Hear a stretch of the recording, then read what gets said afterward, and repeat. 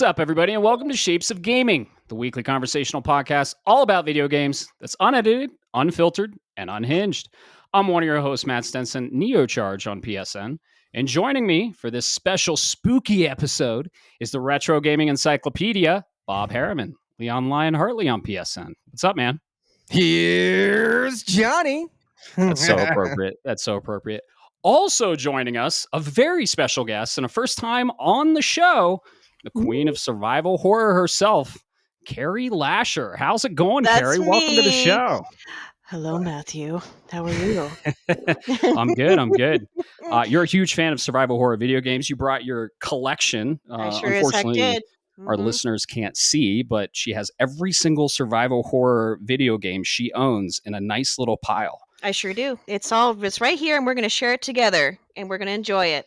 So Beautiful. At least I have witnesses. You both know that I have all these games here. So yes, I love survival horror. I know we're going to get into why we love it, but it is such a great way to channel like your frustrations, and a great way to go through challenging yourself and externalizing your current life struggles. We'll get into it. It's just, I'll say why, but go ahead, Matt. You lead the way. You have the flashlight. You have the flashlight to get us through this. Definitely. And we are in spooky season, so this is our spooky episode, and we're going to go through our top 5 favorite survival horror games of all time. We might have some honorable mentions in there as well, but we all have a list, and we're going to talk about that for our main topic. Before we get into the main topic, we got some news for you. There was some crazy news, but before that, what are we drinking? We got to talk about what we're drinking. Bob, what do you got tonight? Well, let's see. It's the same thing from last week, folks. I'm going to just cut to the chase. Bob has been a little under the weather all week, so I did not get to any drinking, really. I was out from Thursday all the way through Monday. So today, it's the same thing from last week. It's the Double Dunkel.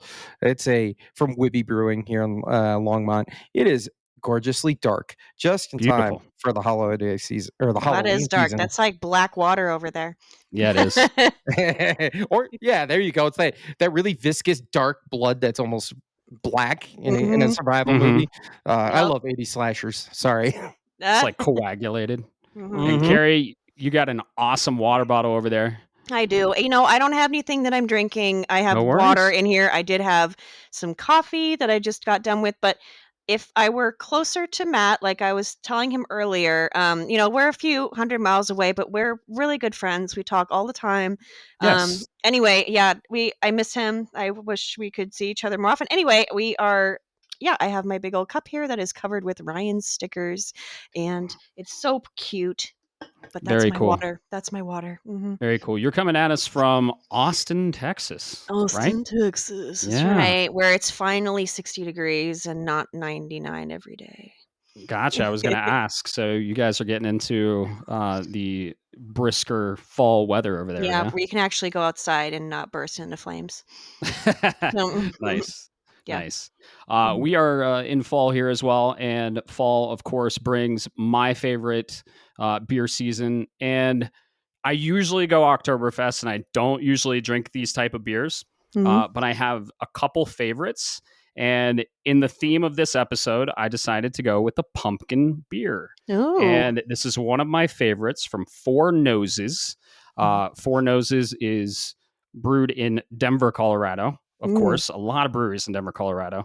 And it is a Pump Action Imperial Pumpkin Ale. It is a very heavy, darker pumpkin ale, like very flavorful, but it's your typical pumpkin ale. It tastes like pumpkin. They use real pumpkin. That's the thing. A lot of the pumpkin beers, they'll use like pumpkin flavoring, and I'm not into that. So this pumpkin beer, you can tell the difference real easy. Yeah. And you got that nice orange glow to it. So, oh yeah, love it. But yeah, we always talk about the beers we're drinking or the drinks we're consuming on this podcast. But other than that, how's life been for you guys? You guys have any fun Halloween plans? This episode is going to go live the day before Halloween, so people are going to be listening to it. They might even listen to it on Halloween. You guys got any fun Halloween plans? Oh man, you go ahead first, Leon. You got it. The same thing now that my kids are old enough and they can go off to their teenage Halloween stuff. I don't have to do the the the costumes and all of that. I'm gonna do one really important thing. I'm gonna play video games, but I'm gonna take it up a step. I'm gonna sit out on my front porch. I'm gonna bring out my little folding chair that I got for the when I go to the range. I'm gonna have a bowl full of candy. I'm gonna have some of those Halloween Pokemon packs that I still got. Gonna hand those out to the kids. If it's a little one, they're going to get some candy, and I'm going to pull out my PlayStation Portal. And I'm going to play some video games while I'm waiting for the kids to show up. Perfection right there. That Nice. sounds like an awesome night. How about you, Carrie? Well, that night, Ryan actually did he show you pictures of his? Yeah, he did. He bought a goat skull mask, Goat. right? Brought you- a goat. No. He bought an actual goat and he killed it. No. Did you? We showed you that mask, didn't we? Yeah, it looks Just, awesome. okay, it was really weird when he bought it. It was like gray and basic and matte and boring. So he ended up painting it and he made it look like it's actual bone and actual horns, and it looks gorgeous. So he's hoping to. We hand out Halloween candy to the children in the neighborhood. We have a table that we put out, and we do the adult handing out of candy, basically. But Ryan likes to be really mean and scare the kids as much as he can. So I'm the nice Beautiful. person, and he's the one that like terrifies everyone. So he's really good at it. Yeah. So that's our plans. I That's love what that. we're gonna do, and probably watch scary movies more than likely. Heck yeah, that's how you do it. Mhm. Put the fear back in Halloween, right? Like I was passing, I don't know, a parking lot yesterday, and I just saw a bunch of vehicles with their trunks open, and they were trick or treating Yeah. in What is that? trunk or treating, So trunk or fucking treat. lazy. It's just And it's weird. in the middle. It's like in the middle of daylight. And like, dude, I remember when I was a kid, we would go out and like it was the fear of getting kidnapped that was the Yeah. funnest part What's the dark? on Halloween, right? And Yeah. you got to check your candy and shit, so there's no razor blades in it. Mm-hmm. But yeah, I don't know. Put the I get fear back in Halloween. I love this season. Yeah, So the unrealistic fear mongering that comes along, if I may, folks, with that, check your kids' candy for Halloween. Like you live in here in Colorado, right. when they finally passed certain laws, the first thing people said that first Halloween. Do you remember, Matt? What? Oh Check yeah, your- you like can't be out. check your weed in your Yeah, candy that people are. Yeah. Yeah. Okay. Check your kids' candy for weed. First off, I'd like to point out something. That shit is not cheap. I don't know anybody Exactly! that's Why would you handing do out that? pot candy to kids I'm because gonna give you my free weed, man. That's Yeah, just a bonus. a candy bar's between right around $25 to $30 a pop here. I'm Right. not spending that kind of money to dose a kid. I'm gonna do it, eat a bunch of popcorn and watch horror flicks all night. Exactly. Hell yeah. Yeah. I usually pass out candy. I passed out Pokemon cards just like you're doing last year. But this year, I'm going to be doing something that I haven't done in a while, and I'm going to go to a costume Halloween party. I was just gonna say you're going to a party, No, man. You're I'm going to a party. Did you find your helmet yet, or no? I don't think I'm going to do a helmet. Like you go to these Oh. parties, you're there to mingle, you're there to talk to people. The Yeah. helmet comes right off, and I'm just going to be holding it all night. So I just don't want no. people to think you're wearing like some onesies, pajamas, or something. I just want Hey, to make man, sure I don't- people know. I want to make sure people know what you are. They'll know what I am. Okay. I'm going as the Red Power Ranger. Mhm. I have the suit. I don't have the boots. I don't have the gloves, and I don't have the helmet. I could have Mm-hmm. got them, but I want to be comfy, and I just want to get drunk this Halloween and talk to as many people as possible. So yeah, I'm going to a Halloween party. It's gonna be fun. Roommate invited me, and I'm excited for it. All right. Well, be careful. We'll be messaging you, making sure you're safe. Like, because you're our brother, we have to make sure that you're Aw. okay. I appreciate that, Carrie. I'm Yeah. always safe. Stupid, but safe. So Stupid. Yeah. Well, you get yourself in your own stupid things. That's fine. exactly. Worst case, you call me and I'll go hunt them down for Yes, you. Carrie. exactly. Yeah. Thank you. Right. Okay. As long as we know you're there. Awesome. I love having people taking care of me. Mm-hmm. Love it. Appreciate You are loved, man. So, Thank you. Mhm. So yeah, Halloween, if you're listening to this episode on launch, is tomorrow. So we hope you all have fun Halloween plans, and maybe you're going to a party, maybe you're going trick or treating. Who knows? Just have fun and celebrate the season. This is one of my favorite seasons. So Mhm. let's see. We have a Discord And we have many people on the Discord. We've had a lot of people join. Carrie is part of the Discord. And we have some cool conversations there. We've been streaming on Twitch, kind of, maybe. You've been streaming a scary-ish game, but we're going to be streaming another game. I don't know. It's not survival horror, but it's third-person action-adventure in I'd say, a horror setting. That's Gears of War Reloaded.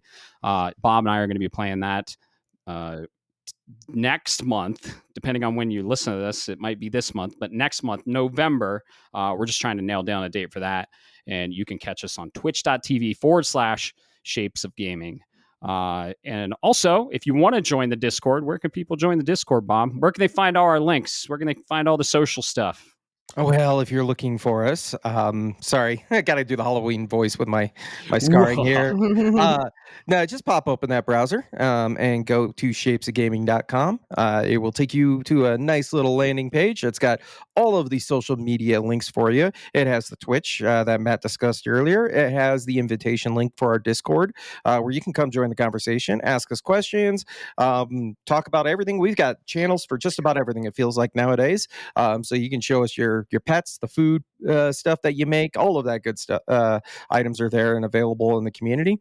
But yeah, once again, go ahead and pop it into whatever browser of your choosing is and go to shapesofgaming.com.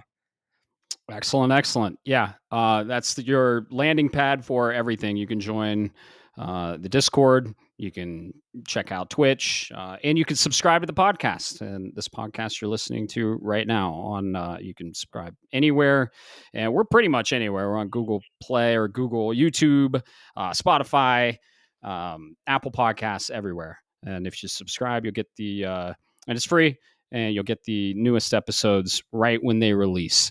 So thank you Thank for you. Everyone listening and everyone that is subscribed currently. We appreciate it. We love doing this. We love talking video games, having guests on the show. We're gonna have more guests on the show, we think, and we appreciate you joining us for this very special episode, Carrie. Thank you. Yeah, you bet. I mean, I've got my expertise here, so. Yes, we've had off-cast conversations on survival horror stuff, and I got to say, you know your shit. You've played a lot of them, and I think we're gonna have a really good conversation around this. However, before we get into the survival horror main topic, there is one piece of news we gotta cover. Go right ahead. And Go right ahead. This is an incredible piece of news. It's I still can't believe it's happening, but last Friday, shortly after the last podcast went live, Microsoft had a Halo event. It was a championship series or something like that, some sort of gameplay series, and they had an announcement. And in 2026, Halo Campaign Evolved is coming to Xbox, PC, and PlayStation. Halo is coming to PlayStation. You never thought that would happen, did you? Nope. Dude. Nope. I mean, when they released Gears, when they released Forza, we were like, okay, Halo's probably coming. But yeah, like but 20 years ago, it'd be like, 20 no. years ago, 5 years ago, even, you're like, no, Halo probably won't come. Dude, I went on the PlayStation Store and put Halo Campaign Evolved. It's the remake of Halo 1 in the Unreal Engine 5 engine. So I couldn't believe my eyes when I added it to my wish list. It's still like crazy. Bob, you were flabbergasted too, weren't you? Oh, absolutely, man. I did the exact same thing. I went in and immediately went and said, is it live? Like, is this really happening, guys? And wishlisted this. I'm still trying to figure out what the play here is. It's one of those inevitable things that you know is going to happen, but you don't believe it until you see it. And to see Master Chief on the PlayStation Store in an iconic pose, I've seen a lot of conversations about it, and we can dive into it. But yeah, I'm just here for it because I left Xbox a long time ago. So I'm happy to get that little piece of me. So if you're listening out there, Phil Spencer, which I know you're not, just give me Fable, and we'll call it square. Okay, I'll send you. It's coming. The new Fable's going to be a multi-platform release. How about you, Carrie? Did you play Halo? I did back in the day when Nah. everybody was really excited about system linking and all that, when you literally had to bring your TVs and your big honking Xboxes. Do you remember that? All the good old LAN parties. Yeah, Of the course good I old did. LAN parties. I mean, how old were you, Matt? You were real young then, weren't you? Like maybe Yeah, teens. you for were in your sure. teens. I was like, I don't know, like 21, 22. But yeah, that was a fun time. That was a really fun time. Yeah. That's about my biggest memory that I have of Halo. I'm not like the craziest biggest fan, to be honest, but there has been some titles that Microsoft has been gatekeeping for quite some time that I was Mhm. really excited finally got out of Microsoft jail. One for example was like what Alan Wake, right? Alan Oh Wake. yeah. That was a big freaking deal for me. Um, yeah, but there's some others. I'm sure they're just escaping my mind right now. Hmm. There are 2 titles from 360 I would love that they gatekeeped that I would love to see Yeah, a remaster or maybe even a remake. One, Blue Dragon. yeah. The- I have one. I have another one. Like, okay. um, Lost Odyssey. Yes, Anybody Lost play? Yeah, Odyssey. Lost Odyssey is a fucking amazing game. Yep. Yeah. And Mhm. then Cameo Elements of Power. I Yeah, I remember really like that. that one, and that's Mhm. stuck on Xbox 360. But yeah, Mhm. not a lot of people know, but Nobuo Uematsu, Mhm. same composer for Final Fantasy, with some of the best Final Fantasies, including 7 and 8. Uh, he did Blue Dragon. Yeah. So Yeah. yeah, it's very awesome. But yeah, it's crazy seeing these Halo or seeing these Microsoft specific IPs come to the PlayStation. And I honestly think Xbox is really wearing their intent on their sleeve You at know, this point. there And they're was like, another. we're There was just doing it.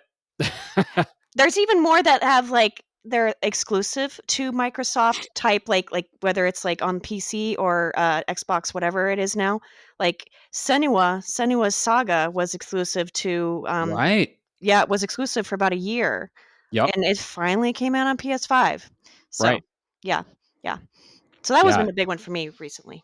And it's funny, Ninja Theory, I believe, did Ninja Theory, yep, Senua's Sacrifice. yep. So They did Senua's both. Sacrifice was a PS4 launch exclusive. So you could Mm-hmm. only get it on PS4, and then Microsoft bought Ninja Theory and Mm-hmm. gatekeep Senua's Saga, and it's like an Xbox One exclusive PC, whatever. Yeah, we'll get it. I think it already came to It PS5. did. No, Yeah. didn't I tell you a few weeks ago? I actually finished it, and it was fucking Yes. amazing. It was phenomenal. You need to play it. Senua's Saga. Yes, on Okay. PS5. Yes. Yeah, I Yeah. love Senua's Sacrifice. Yeah, you need to play it. I played it on headphones, and yeah, Senua's Saga. I might get it when it's on sale. I heard it's very, very short. I've heard mixed things That's about right. it, but That I'm was happy. I'm happy to hear it's good though. it's short-ish. I would say it's maybe about 8 hours.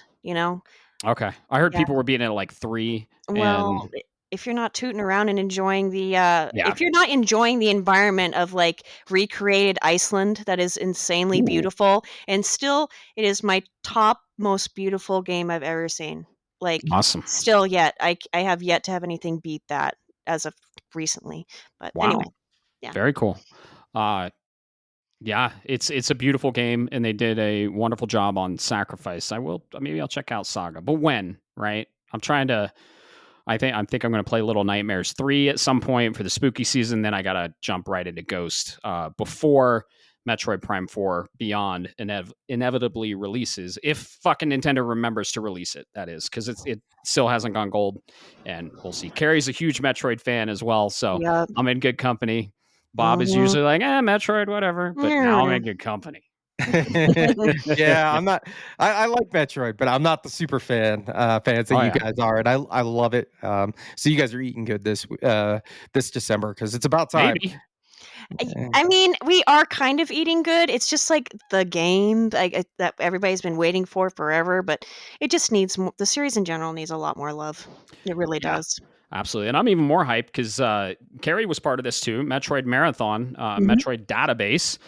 You're very ingrained with Metroid Database. Yep. And Ryan is the head of it, and Mhm. Ryan is your husband. And Mhm. so he runs Metroid Database, and we were part of Metroid Marathon. Yep. And I played Metroid Prime Remastered, and then Ryan played Echoes, and Carl played 3. Metroid Prime 3 Corruption. So, like, just even playing Metroid Prime Remaster is getting me in the mood for Metroid Prime in general, and just watching it. Yeah, I couldn't be more excited. But I got to tell you, I am a little concerned because it hasn't even gone gold. I feel so cynical about it, and like even after seeing the art book, like how the art book's really cool. Like, not going to deny it. Like did you read through it? Like they didn't really credit any of the original artists is like bullshit. I don't understand that. Yeah. But yep, we can rant about that. We can another time. We can rant about that the whole podcast. We can have a rant about that. Yeah. So Halo on PS5. Who knew? Crazy. We're finally getting it. Bob, you and I are probably going to be playing this. It's 3-player co-op now, or 4-player co-op. Was 3-player co-op, or 2-player. It was 2-player. It's been so long. Was 2-player co-op. They added 2 more seats in the Warthog, so to say. So now you can do 4-player co-op in Unreal Engine 4. Or Unreal Engine 5. We have a release date of 2026. We have a release year. So I'd say it's going to be late 2026. But that is very exciting news. We're finally getting Halo. We got the meat, potatoes, and veggies. We got Forza. We got Gears of War, and we got Halo. Fable's coming. We're probably going to get remakes or even remasters of Fable. What other ones? Perfect Dark. Everything's going to be multi-platform release now. Microsoft, like I said, they are pretty clear with their intentions, and they're pretty much going the publisher route. They are releasing a new console. We'll see. They said it's in production. They said it's going to be expensive. We'll see, though. Yeah. Yes. You guys can't see it on the because we don't have video for this cast, but I am grinning. This has me, quite frankly, excited and anticipated, like the old days of a midnight release or a kid waking up for Christmas. Halo 3 is in the original trilogy, the original Bungie trilogy, so to speak. Halo 3 is goated for an absolute reason. But I have always been on the unpopular opinion and hill that Halo Combat Evolved, the original. I'm sorry, I have fonder memories, and I loved Halo Combat Evolved more than Halo 2. I'm not just not to discredit what 2 did, but when I played the original CE, I spent weeks playing it. It took me days to get through it, get through that game, especially when you're going to high difficulties. And I remember going to the midnight release for Halo 2. Oh, yeah. I was there at a GameStop. I was at the GameStop in well, we call it the Shootadel, but the Citadel Mall. I was working at GameStop through all those midnight releases. Yes. That's awesome. I got it on a Friday. By the time I was ready to, by Sunday, I was done with the campaign. I hadn't played it on Legendary at that point, but I burned through the campaign in 48 hours, which is something that, quite frankly, I wouldn't have been able to do with Combat Evolved. That was always my biggest sticking point, was the single-player campaign of Halo felt better because it reminded me of what a first-person shooter could do from a single-player perspective, not an online component perspective. Sure. So I'm really glad.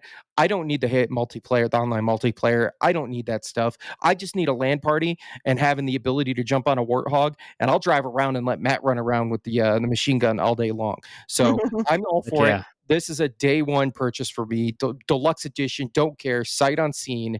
My only complaint I have is that just really hoses up my draft or picks for next year. Yeah, that's true. Very true. We usually do State of the Draft at the end, but we'll do that next episode because we're getting down to it for sure. But yeah, dude, it's hell has frozen over. Halo is on PlayStation from Xbox. It's crazy. I can't believe it, and I'm very excited to play it. I honestly think it's really cool that they're doing just the campaign too, because the multiplayer, there won't be any multiplayer trophies, so that's kind of cool. It might be a more obtainable platinum, but I heard there's they're making that list really tough, which I can appreciate. So yeah, it's really cool that they're just doing the campaign. And were you guys upset when you got to see Master Chief's face and what he looked like? Does you see him in game, or is it just a TV show? It's just a TV show, if Okay. I remember correctly. Did you guys were you satisfied with his casting, or was it really stupid? I didn't watch it. Same. Okay. Same, See, sadly. you guys, the players are going to distance themselves from it and be like, you cannot Yep. satisfy my expectations for this. This would be like No. the same diff as if they were to do like a Metroid TV series or something. Like, don't you dare. Like, you cannot meet my expectations. Yeah, exactly. I'm already cautiously optimistic on the Zelda movie. Yeah. They unmasked two of my favorite masked characters that year. One was Boba Fett and one was Master Chief. And I'm like, no, don't do that. That Stop hurt doing inside. That hurt, didn't it? Yeah. Yeah. Yeah. So, yeah, no, not in the TV series. I don't know. All of these video game, TV show, movie adaptations.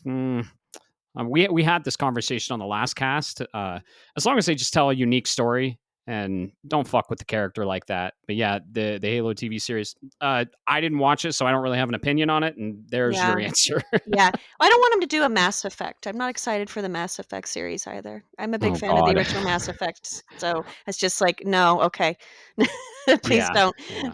It's one. Go ahead. Oh, one I'm actually kind of excited for is BioShock. I think they can do a lot of really cool shit with BioShock.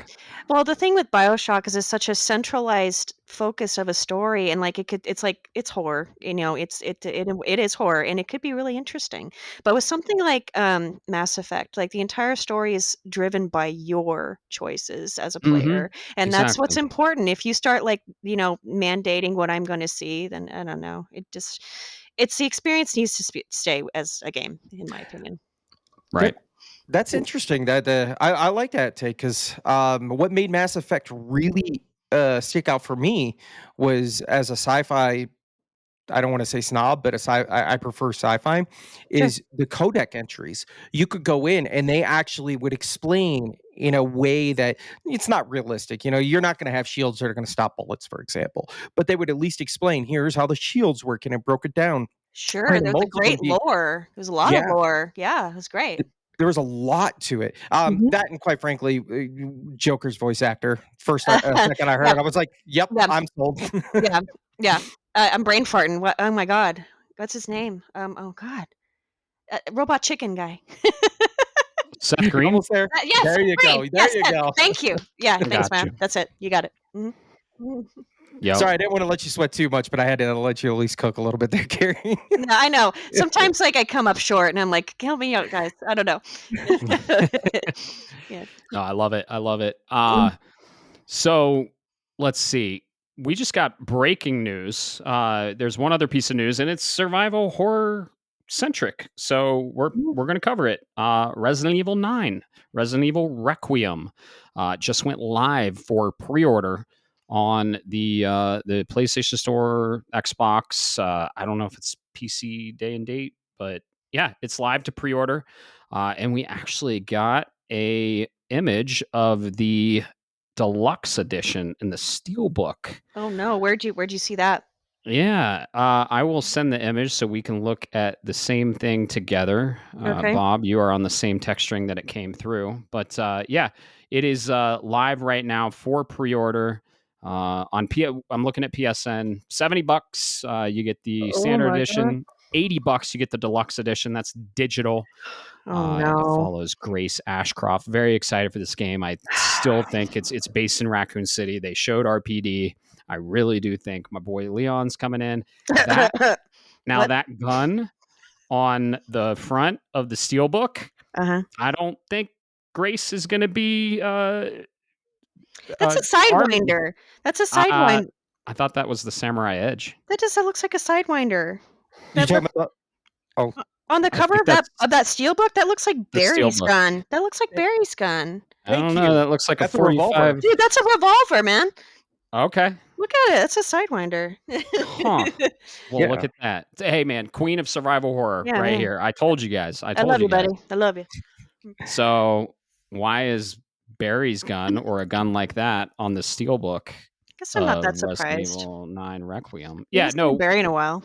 We knew we were going to play as Grace, but we knew we were going to play as another character, probably more an action-oriented character. Grace is going to be like the very scary, scared character, because I mean they already showed in the demo or the gameplay we got that she stumbles when she's scared, which is awesome. So Mr. Raccoon Charm, that's a callback to 2. That's definitely a callback to 2.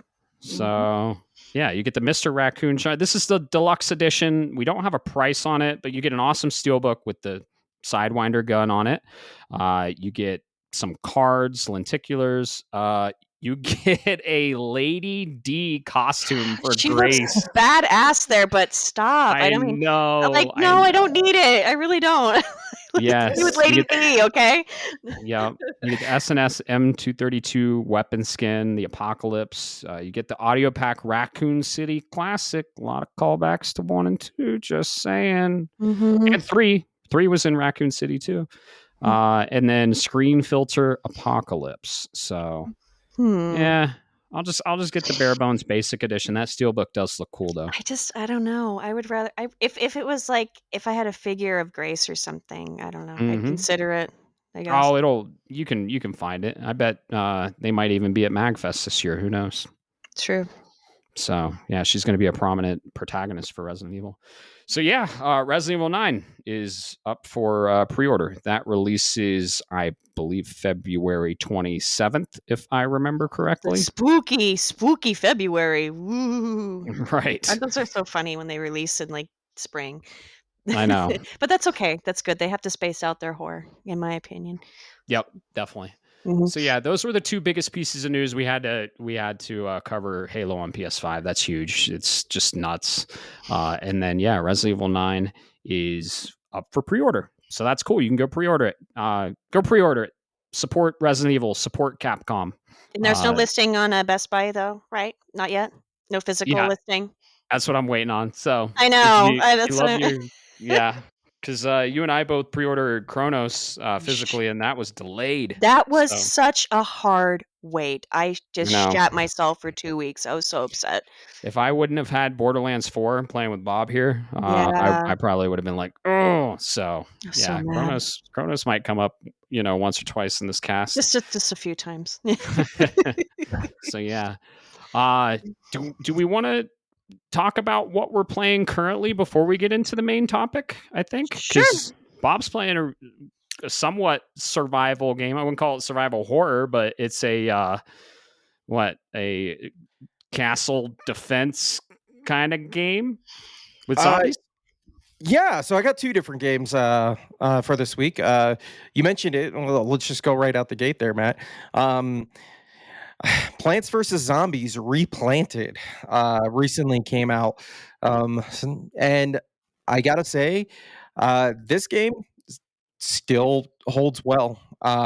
There are a couple of things that so the little bit of backstory. I bought this and then I played it. It was a long con because I knew I was going to get my son up here, my middle child. I knew I was going to get his attention with it, and immediately within the first 10 minutes, he's watching me play, and I'm like, "Here's a controller," because guess what? There's co-op now. So we're playing. There's a couple of problems with the co-op that I don't like. Like, for example, survival, which is the extended levels where you go through different waves. That's not co-op. That's locked to single player, and I think that's a vast oversight. There's also there's a couple of bugginess bugs in terms of that, where if you're trying to get the second person to join, for example, it might not always take. And I've been looking into, or I've been hearing about people complaining about some of the music and assets not necessarily matching up and being 100% true. And that's well and good. And I would care if it wasn't Plants vs. Zombies. And I don't mean that disrespectfully. I mean that as in, I play Plants vs. Zombies because it's just a fun, silly tower defense style game, right? I love everything that's here. They've added additional levels. They've added additional challenges. There's co-op. There's online features that are available here. There's versus mode now where one person can send the zombies and the other person's defending against them. There's a lot to this. It still has that charm. The music still sounds good. You still have Crazy Dave going all the speech bubbles. So yeah, definitely felt appropriate, even oddly appropriate, even though it's cartoony. It's kind of like the Halloween episode of Fairly Odd Parents or whatever your favorite kids cartoon was growing up, right? So it kind of feels in that realm. But yeah, Very $20. So it's not a big steep price. Definitely go check it out if you like just a easy pick up and play game. Yeah. There. I played it on the iPad when it first came out. Plants vs Zombies, the original, and I fucking loved it. So I don't know how it would be on the sticks. So you might have to load it up over here. We'll hang out, and I do want to try it. Yeah, I'll show you. There's a little bit of you can freeform it, and then it kind of figures out which square you're looking at, and it's not Gotcha. floaty, but it's not really tight and slow moving. They kind of nailed Yeah. that part down, so you can really zoom across the map. Does I the will energy say- still fall, and do you still have to because you used to have to tap the energy on the No. screen? So you can just, as long as you hover over it, you'll pick it up. Gotcha. There is a bit of a built-in cheat code, if you will, for co-op. Is the second person? So the way it works is when you're doing the main campaign, anyways. There's other modes, but the main is both players share the energy, the sunlight and energy resources, and they both can plant. So you have to coordinate and communicate. So, for example, like I would just be building the economy, as my son and I would call it, where I'm putting the sunflowers down and then I'm upgrading them and putting the next one in place. And meanwhile, he's doing defense, and we have to coordinate because I don't want to take from the energy build that he has. Right. There's a catch. The second player can hover over a single target and do the butter attack and literally freeze a single target in place. Gotcha. So it kind of a little bit of a cheat code if you know how to take advantage of that situation, so you can really build up your defenses before the first wave really hits. Is it cheating, folks? I don't know. They designed it that way, but it's a little fun there. Semantics, who cares? I wish I could contribute to this conversation, but I'm glad you Never- guys are. I'm glad you're enjoying it.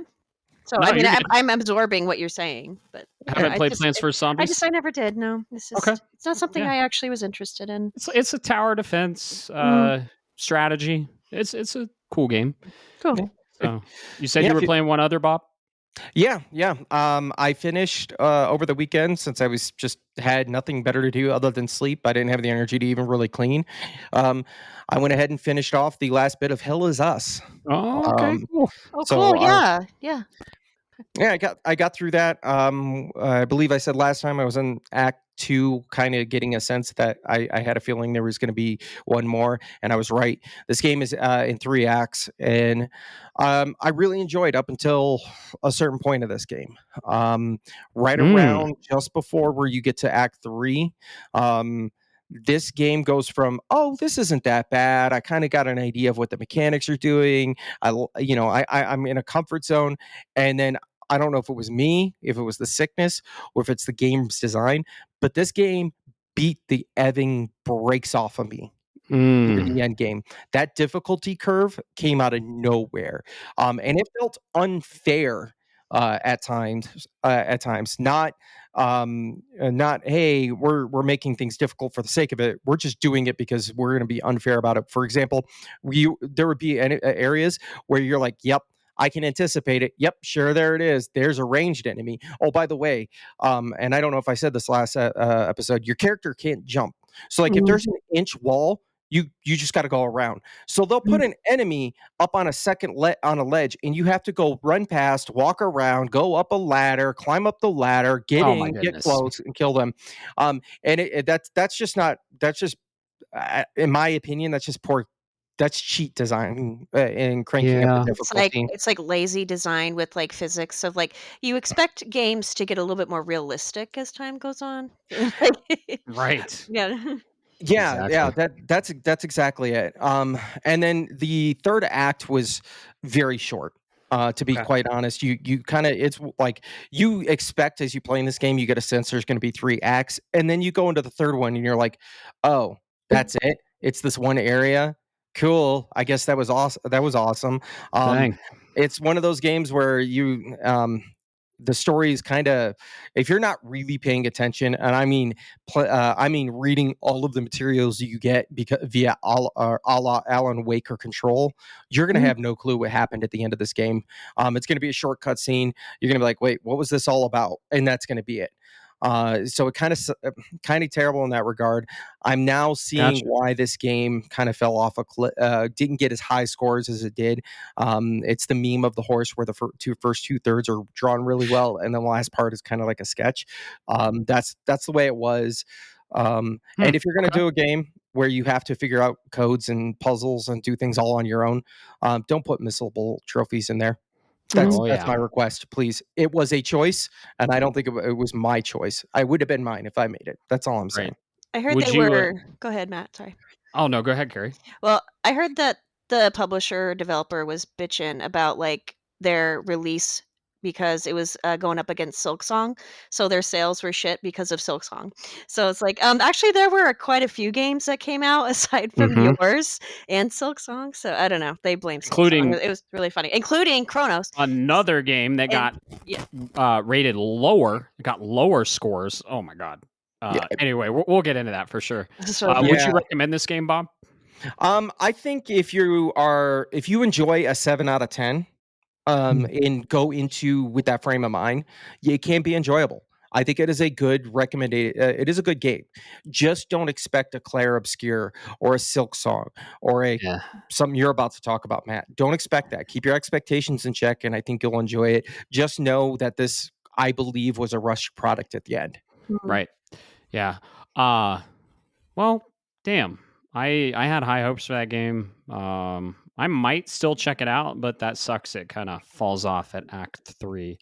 I don't think I'm going to talk about my game because I'm going to be talking about my game in the main topic because I loved You it. mean your game you just platinumed? Yes, I did platinum it. I loved it so much that I platinumed it. In fact, I played more than I needed to Yeah. platinum. You have to upgrade all the weapons, but I learned midway through my third fucking playthrough that you can respec the weapons. So, but anyway, I don't care. I had a fucking blast with To this. be fair, I didn't know that either. I didn't know. Right. I'm glad you Right. figured it out before I did.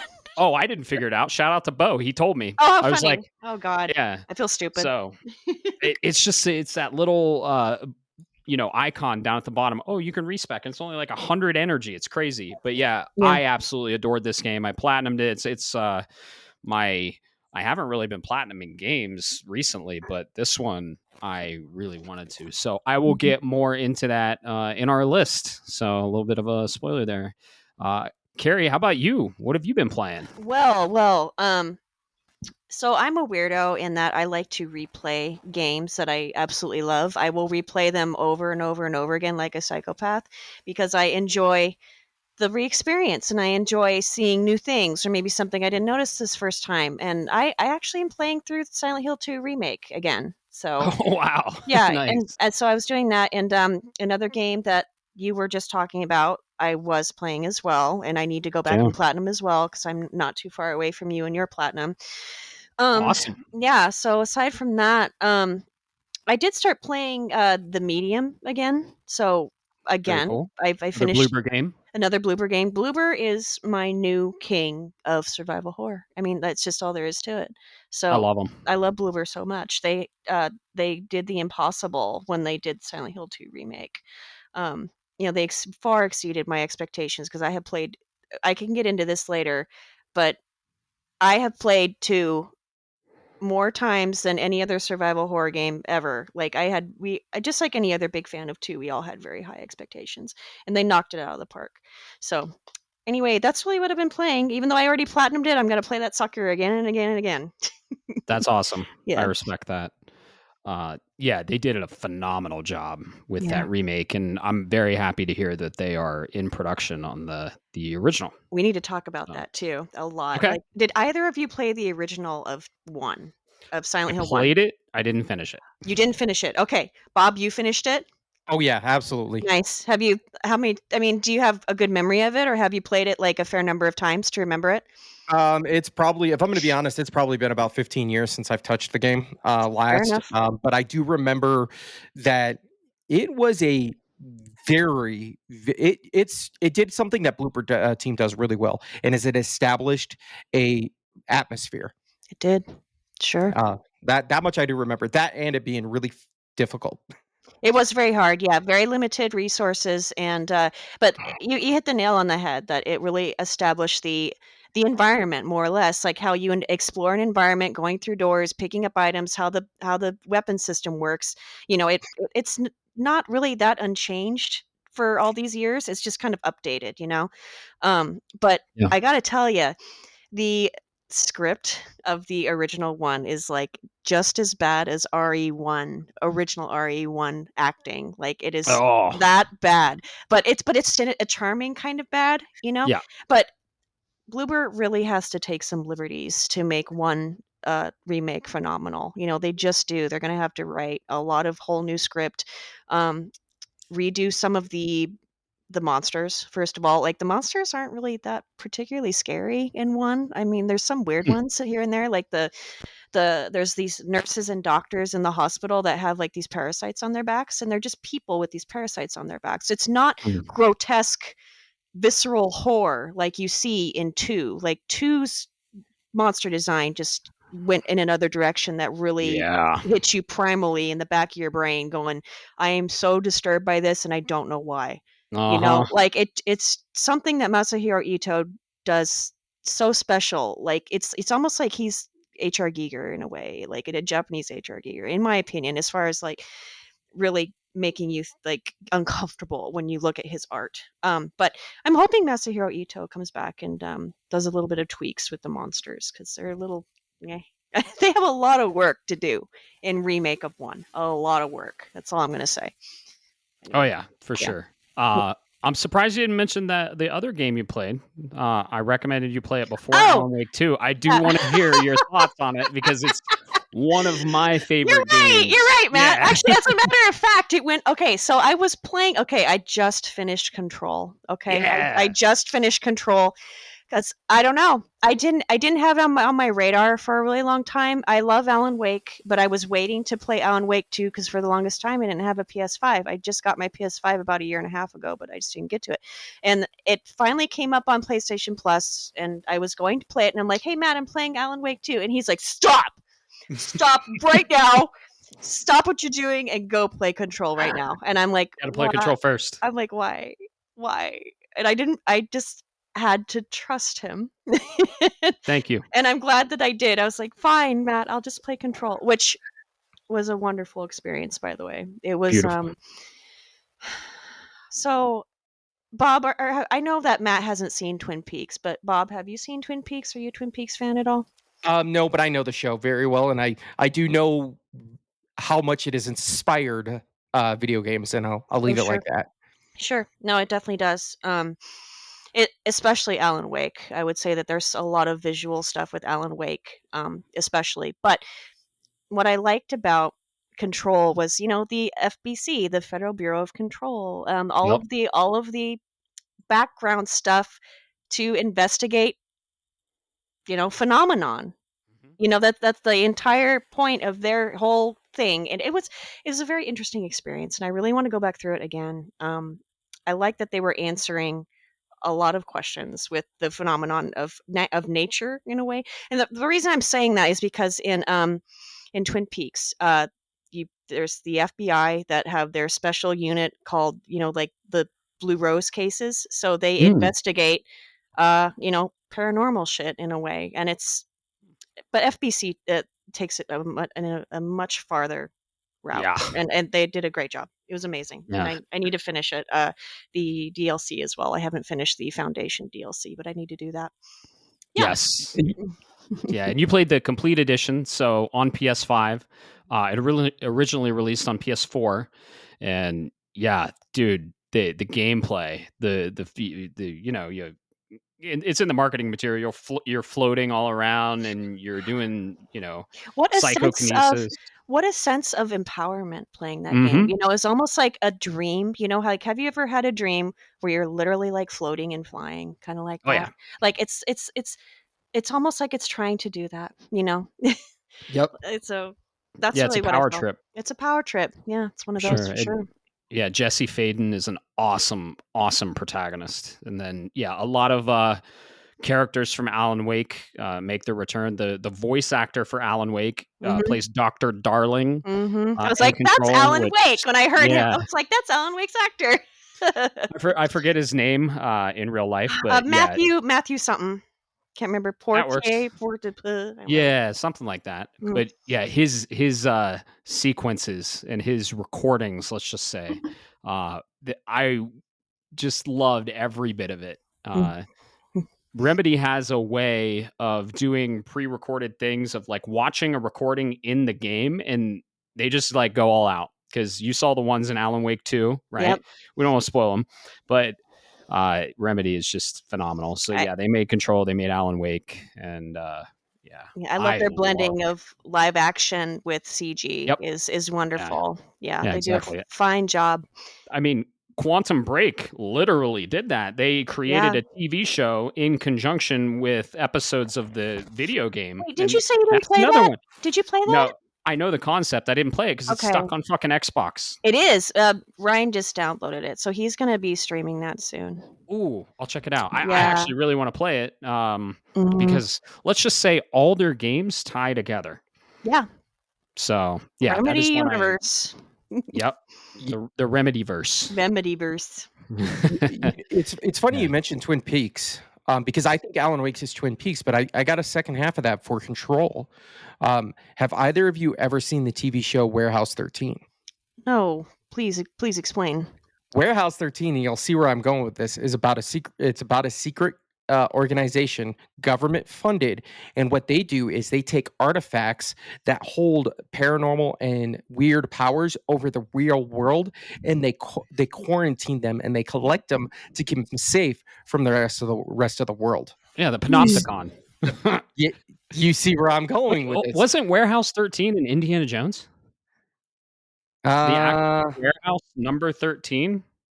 I don't know. Like a little nod to it. That would be really cool. Yeah. And it's tied to, and it does the Remedy thing where it ties it to real world. So it'll be like, this real person's, for example, minor spoiler, but Edgar Allan Poe's pen and his journal are an object in an episode of Warehouse 13, which have this control over the universe. So it's the Panopticon's version in a TV show. So that's why where I got that parallel, and I really love it. So definitely go check it out. I think if you've played Control and you appreciate that kind of lore and that storytelling, you'll really like it. So awesome. Edgar Allan Poe has an object of power in his pen.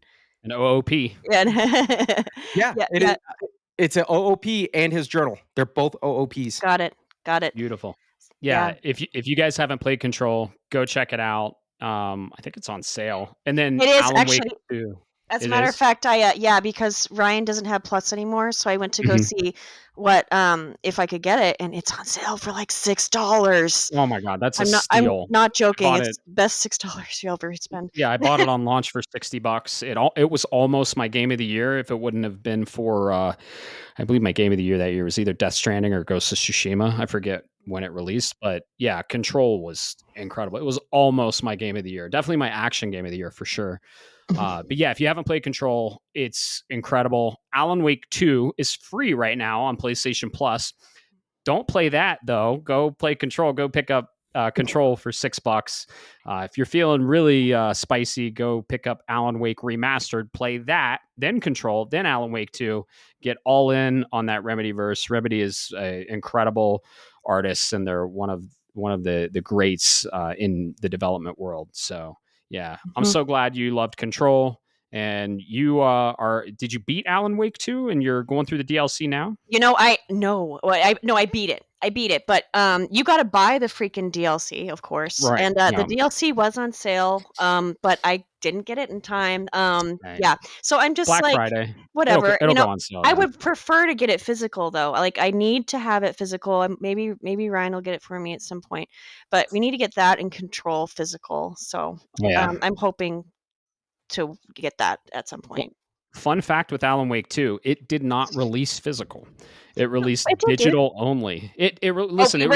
Okay. It released digital only, but then they released a physical version that was $80. That was the deluxe edition that included all the DLC, and you didn't have any choice. You had to buy it physical.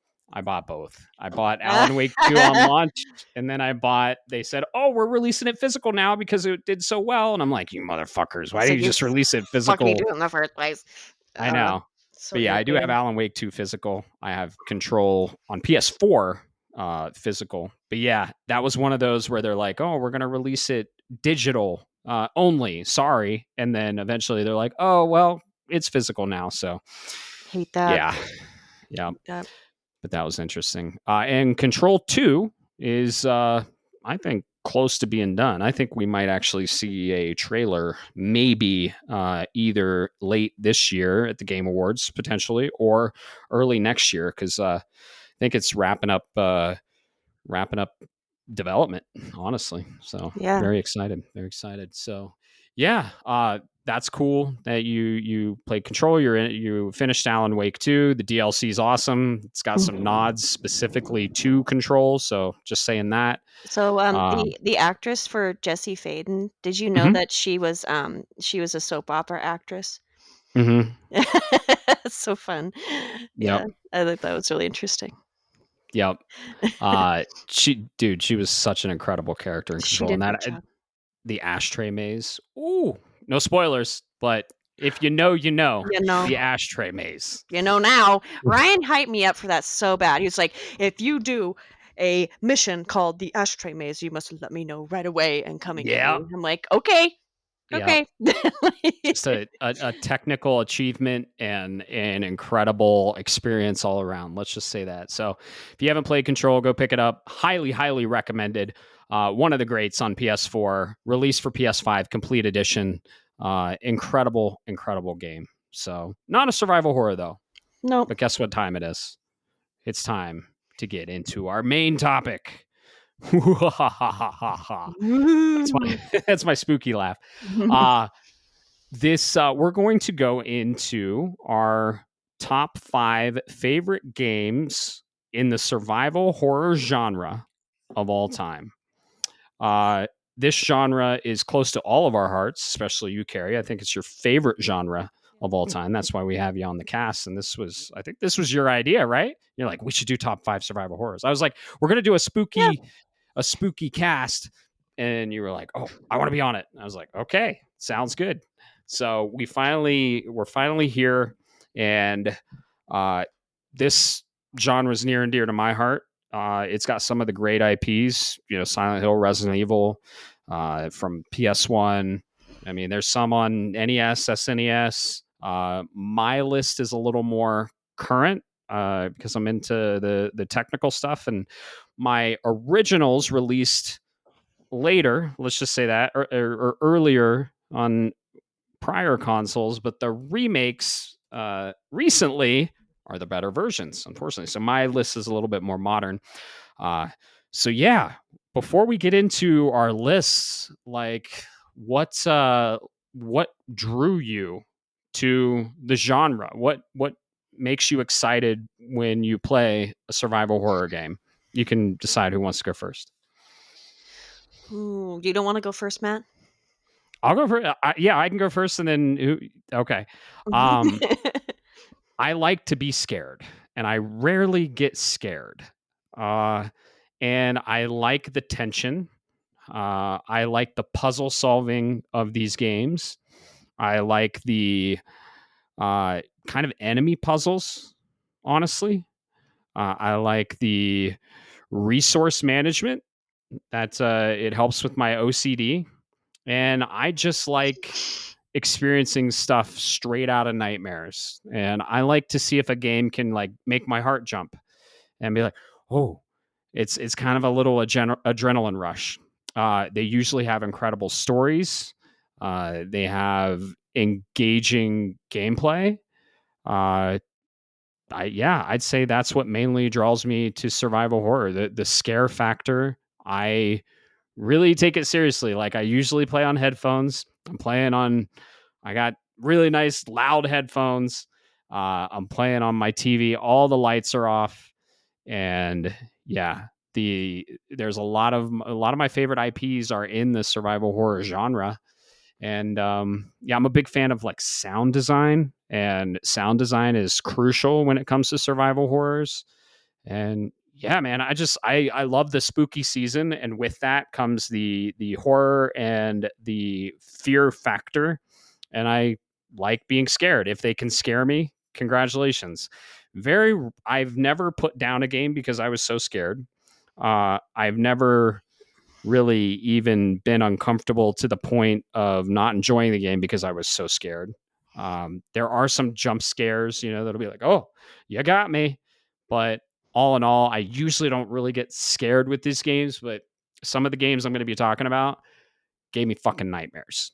And I think when a game is so scary that it bleeds into your real life, like that's unfortunately a negative impact, but it's still an impact with the art you just consumed. So Yep. that's why I like survival horror. How about you guys?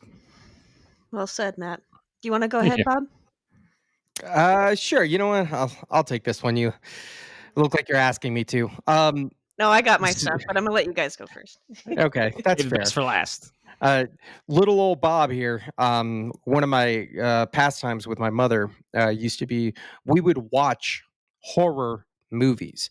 We're talking things that a kid at my age should not be watching. Absolute nightmares from them, but didn't care because I really enjoyed them. And we're talking everything from the '80s slashers all the way up to when when.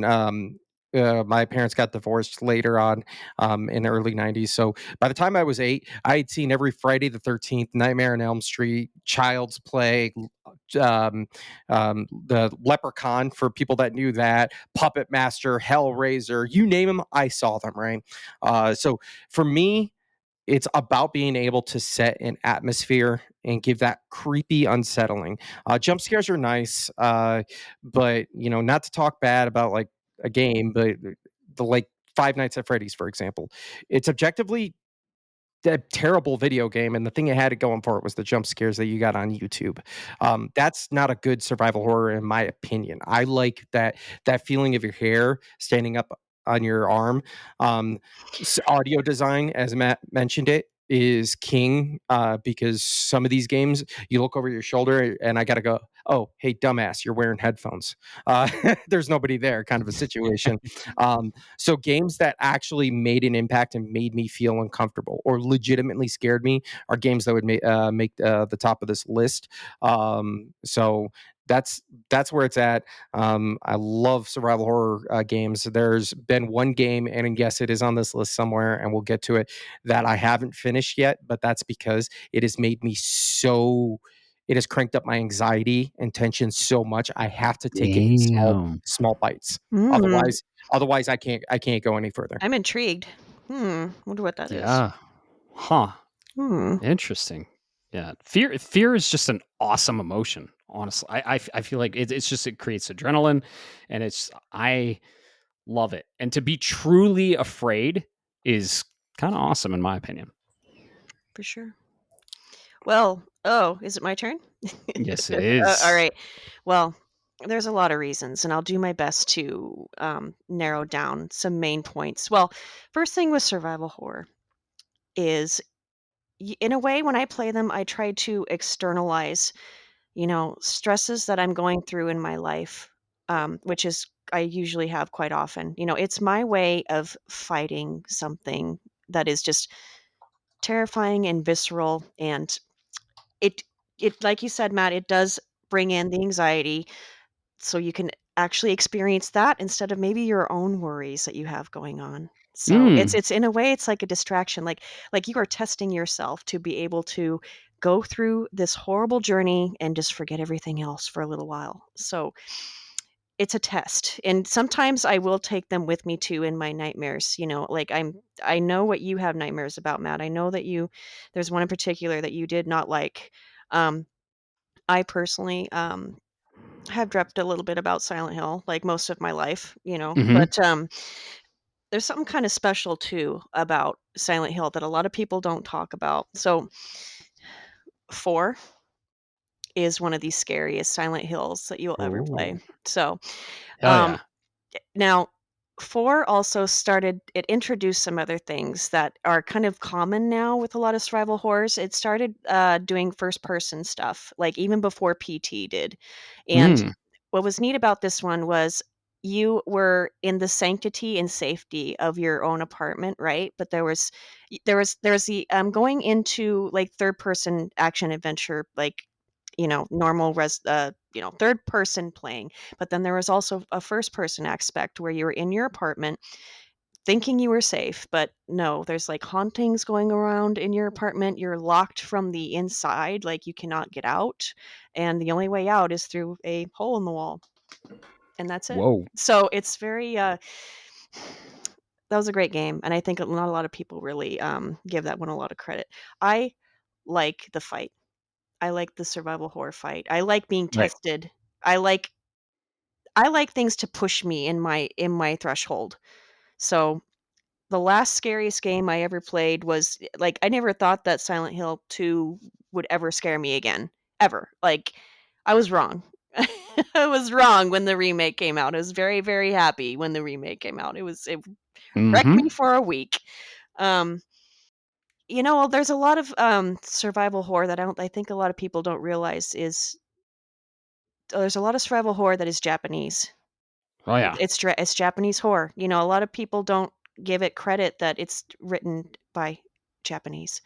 So a lot of my most favorite games are Japanese. I'll get to them at some point. So Heck yeah. Have you played F? Have you played Silent Hill F? Oh yeah, I have. Oh. I've finished it 3 times. Oh. Yeah. Nice. Yes, F was amazing. Very cool. Yeah. You didn't pick it up yet, did you? It just wasn't in the cards. It got dropped. I'm going to be playing it before the end of the year. There was just too much. I hear you. And I had to pick between 2 of the third person survival horrors, and I picked the other one. I get that.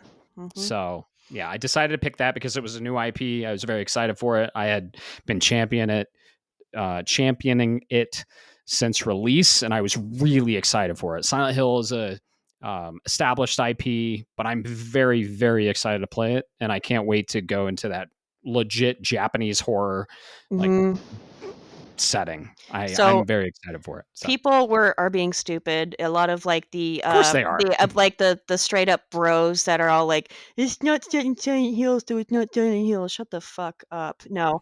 So it is Love it. It is Silent Hill. The writing and all of it is an idea. It is a standard for it's an idea.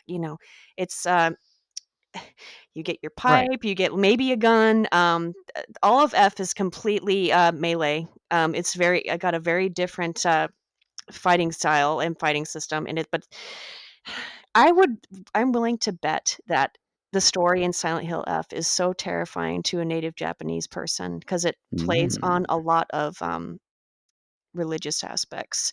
So I don't want to spoil too much, but I can understand why it would be terrifying. And like, it's actually the highest selling Silent Hill in Japan, oddly enough, right? Oh, but there's a reason for that.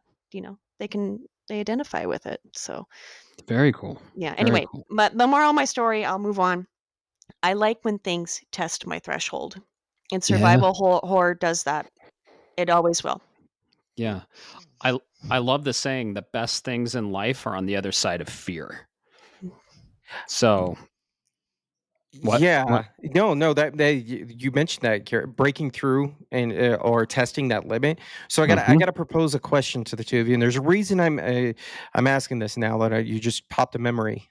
Thanks, Carrie. Sure. Have you ever had a game or a horror, something in that horror genre that pushed the limit so much it changed an aspect of your life? I'd like to think so. Yeah. Okay. I'd say that it impacted my life to where I thought differently about a perspective I had previously. Well, that could work, and then I'll give you my example here, and you see where I'm going with this. Is I used to sleep on my back. As a kid, I used to be the person who could just lie in bed like you would see in a TV show or a movie, and it was because of and you might know this if you're a horror fan, Carrie. There's a very specific Puppet Master movie and a very specific scene that traumatized me so much as a kid. To this day, as a 40-year-old man, I still sleep on my side. Mm, mm. You know, now I'm intrigued. I don't actually know what scene that is, but now I'm going to watch it. All right, Yeah. all right. That's so funny. So you cannot sleep on your back anymore? Like it just can't? Yeah. It Really? hard Wow. coded it. It rewired my brain to where now I sleep on my Dang. side, and it just became from a kid so subconscious that it's just an automatic thing now. Yeah, yeah. So yeah, from a behavioral aspect, I mean, after a specific game that is in my list, I did have to sleep with the lights on. Oh my god, which one was that? You'll hear. All right. One that gave me nightmares. The one that Mhm. plays with light and dark. Ah, Yeah, mhm. because I just kept seeing shit, and I was like, I don't know if it was just projecting from my memory of what I had just played. Did you hear But whispers too? Did you hear whispers? Were they no, whispers? it wasn't. There wasn't any audible stuff, but it just my my eyes kept playing tricks on me, and I was just like, nope, Well, fuck that's this. one I'm big gonna thing that turn on game light. does, is it plays with light. And then, Exactly. like, you see, like, the Yes. corner of your eye type shit, and you're like, Mhm. "What did I just see?" Because the game freaking does that to you. Yeah, I get it. Exactly. Mhm, Exactly. mhm. So yeah, I guess that takes us into our next question before we get into the games. What what are the aspects that make a good survival horror game? And to piggyback on your comment, I think when it plays on a specific fear that you have, everyone has unique fears, and when a game can play on an actual specific fear and that hits you, because I mean, I don't think this isn't on my list because we restricted one from the IP, and I have another one, but Mhm. Resident Evil 8. I don't want to spoil it, but there's a Dude, the game has section. been out for years. We're not Spoil it. spoiling anything. We're not Why? spoiling any, no spoilers. We're not spoiling anything Are you because serious? if yeah. Because if we're talking about the game, it might intrigue someone. It's like, oh, that sounds really cool. I want to go play it. But there is All a right. there. Fair enough. You know what I mean? Yeah, there I is a get it. level in Resident Evil 8 that played on a very, very specific fear of mine. Never put down the controller, but I was very uncomfortable playing it. So I think the main aspects of a good survival horror plays on a specific fear. And everyone has different fears. So if that can align, then that'll impact you a lot more. Can you give a Uh, hint, like, what section that was? Like, yeah, a lit the house on the the hill. house, got it, okay, alright, moving Yeah. on. Alright, the one big okay, got it. Uh-huh. I was like, oh, because it was very specific. And yeah. Oof. Well, you got I nerves think, of steel if that didn't scare the shit out of you, so yeah, it was disturbing and I was uncomfortable, but it didn't scare me because I okay. went through it. I think I streamed it too. Did you? I Not, didn't yeah, I think so. yeah. I think enemy design is very important. So grotesque enemy design, what you're fighting and what's coming up against you. Sound design, limited resources, making you really like feel like you're underpowered in the environment. And then, of course, most importantly, and this is the biggest aspect of fear in real life, is the unknown. So you don't know what the fuck's going on. And you're hearing sounds like you can't be scared of something. You usually can't be scared of something you know everything about because in the knowing combats the fear. So if you want to get over a fear, you learn as much as you can about it. You want to get over a fear of heights, you go fucking skydive, or you go up on a big building and you learn the intricacies of the height. So it's the unknown, and I love how a lot of Capcom does it very well. Konami did it very well. It was the unknown. You're like, what the fuck is going on here? So those are my aspects. How about your guys's? What makes a good survival horror game? Yeah. Well, you really hit a lot of them on the head, like, quite a bit. Yeah, Okay, there's stuff that, like, you don't even know you're scared of until it happens. right. Um, I would say, like, yes, obviously, a bare minimum thing is, like, limited resources or feeling underpowered, like, that is something that is necessary in a survival horror, like, a bare minimum type of thing, like, whether or not you even have weapons or shitty weapons, whatever it is, low health. You could take 3 hits and die, whatever. Mm-hmm. Other than that, one big fear that I get is like I'm not a like body horror typically will bother me. Okay, like say for example, like Silent Hill again, like a lot of their enemy design is creepy, sometimes sexual, sometimes rotting flesh, but something that bends my mind so much that I'm just like I don't understand what came out of the artist's mind to do this. So um art, like a really fucked up artist that really thinks outside the box is incredibly important when doing creature design. Like something that you don't know would scare you until you look at it. Like yeah, the unknown. That's really a good way to say it, Matt. The unknown. Ghosts are scary Yeah, too. Ghosts are scary. that's true. They Mhm. can be. They can be. I mean, ghosts are kind of unknown. We don't know where they come from or why they're there, or you know, sometimes even if what they're doing, what their intent is. Intent is a big one. Like, what's the intent of this enemy? You know? Mm-hmm. That that is a way to look at it. Uh, s- Sorry, excuse me there. But I think it's see for me, and I'm not trying to be macho man here, but the fear of the unknown is a good one. There's all kinds of them. Fear of being chased, like that's there. That's really good. But in order to really sell it, because a lot of games are being chased, is the making the threat real, making it feel like might actually not survive this. And you'll see that as a theme in here.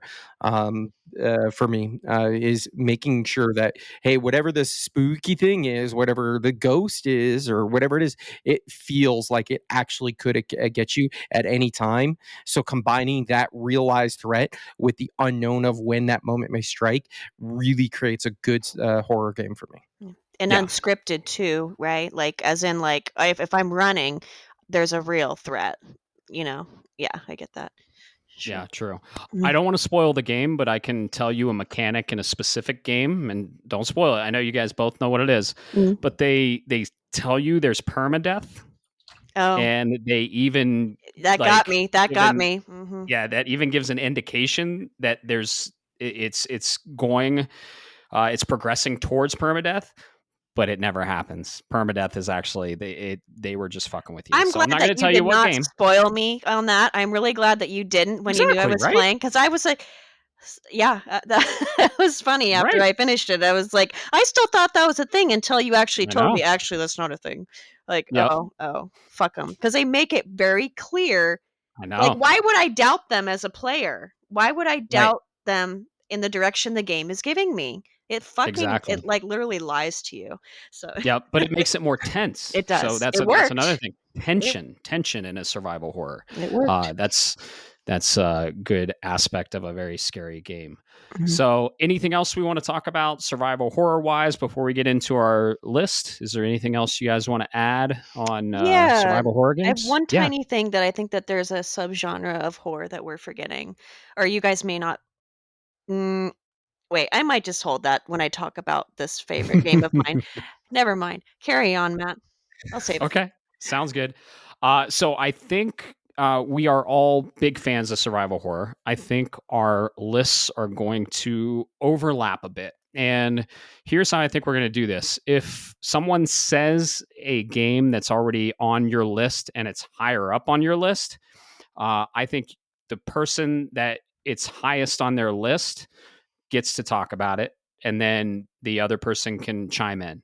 But let's say, I don't know, for example, if I say number 5, Resident Evil, and then Resident Evil is like number 2 on my list, then I'll be like, okay, Resident Evil is my number 5. We'll go to the next person, and then when you talk about the Resident Evil, you're going to get into it. It's higher on your list. You're resonating with it more. Then I can chime in and say, oh yeah, What if you have like a um, different one in the series though? Like, are you doing? that's okay. That's not overlapping. Okay. Okay. Yeah. Okay. So I think that's the way we'll go about it because I do think we have overlapping games. By the way, we don't know what's on each other's lists. We're going to be excited, and you're going to get live reactions here on the cast of the other person's list. So, hey, it's the unknown, right? Good, good sync up with the theme we have going. All right, who wants to go first? Maybe our special guest, Matt. Oh, you want me to go first? Okay. Am I special, Bob? But Yeah, you're our special guest. You're special. Oh. Okay, let's ask. Carrie, do you want to go first or last or no? I'm happy to go if you're going to roll the red carpet out for me. Yes, so absolutely. now are we going with our number 5 and we're working up? Yes. Okay. Yeah, we're going to go 5. Yeah, we're going to go 5 to 1, and then we're going to do our honorable mentions, and then we'll just have a general discussion if we want to add any others. So sounds good to me. So yeah, my number 5 is something that I think we would call comedy horror. Okay, that's actually what I was going to say. So I don't know if I know that you're probably going to be like, oh my God, really, Matt? Like, okay, has anybody heard of the Deadly Premonition series? I have, but I haven't played it. Okay, they're so great. Now, okay, I know it's all backwards and all, but anyway. Yeah. By the way, she has the physical versions of all these games she's talking about. I do. This is the second one. Mm-hmm. That's awesome. That's the Switch version. This is the Switch version. Physical for life. I love it, Carrie. I love it. I'm going to get physical as long as I can. So just to sum this up, this is basically even more so Twin Peaks the game. Not even joking. Okay, so this game is done by a director named Swery 65. You probably haven't heard of a lot of his other games, so you should definitely look him up. But anyway, you play as an FBI agent that is visiting a small town that had a murder in it, and he's basically trying to solve this murder.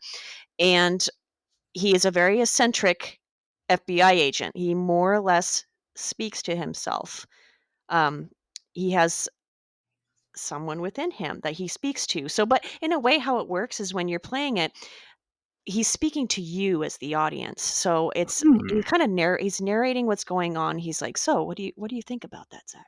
So it is. But the one big thing about this game, Matt, why I don't think you'll ever play it is a particularly jank game. It's very jank as far as I played my fair share of jank. Okay, well, if you can tolerate the jank, I think you should definitely take a look at it. It is it originally came out on the 360. It was like it was a budget title when it first came out, and it was just like a one-off. And I saw it on the shelf one day, and it like really grabbed me, and it was only $20. And I was like, what the hell is this? This looks awesome. And I played it, and it just blew my freaking mind. Now, it kind of plays similar to, say, like I guess Resident Evil 4 is really the best way, but a super watered down Resident Evil third person. It doesn't play though like a typical survival horror as far as like limited ammo and stuff like that. It's more or less the story. It has a real time as well. Like you have real time, like you can drive around the freaking city, you can talk to people, do little side missions, but then you find actual murder sites, and when you do that, you go into another world. And then you start seeing like weird freaking ghosts and shit, and then it gets to be survival horror. But the reason why I say it's a comedy is because it is written so funny, kind of like a David Lynch-esque type thing, which is where all of his inspiration comes for this game. It is a very quirky game, and it is extremely special to me because I love Francis York Morgan so much. He is a very special character to me. So I hope that's awesome. I hope maybe you'll look into it at some point, but it's. What platforms can I get it on? So you can get it on. It originally launched on 360. They came out with a director's cut on the PS3, which I mean, I wouldn't necessarily recommend this because it changes a little bit of the canon. There's like some extra cutscenes that he puts in, but they're kind of stupid. So, as in they're selling this game so well, Carrie. No, but no. Play it on the Switch. It's okay. So it's called Deadly Premonition Origins. He also put Deadly Premonition, A Blessing in Disguise, the second game. So the open world aspect of these games is really fun. It's not necessarily scary at that point, like with the open world stuff, but if you're a fan of Twin Peaks, you'll understand that you have to have that normal life situation stuff before you can appreciate the horror.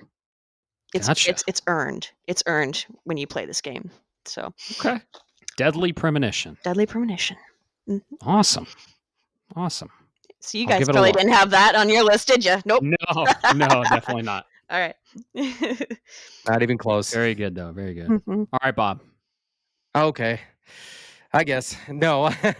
No. So my fifth on this list, unfortunately, or it is a very old school horror, where I'm talking like Edgar Allan Poe style of horror.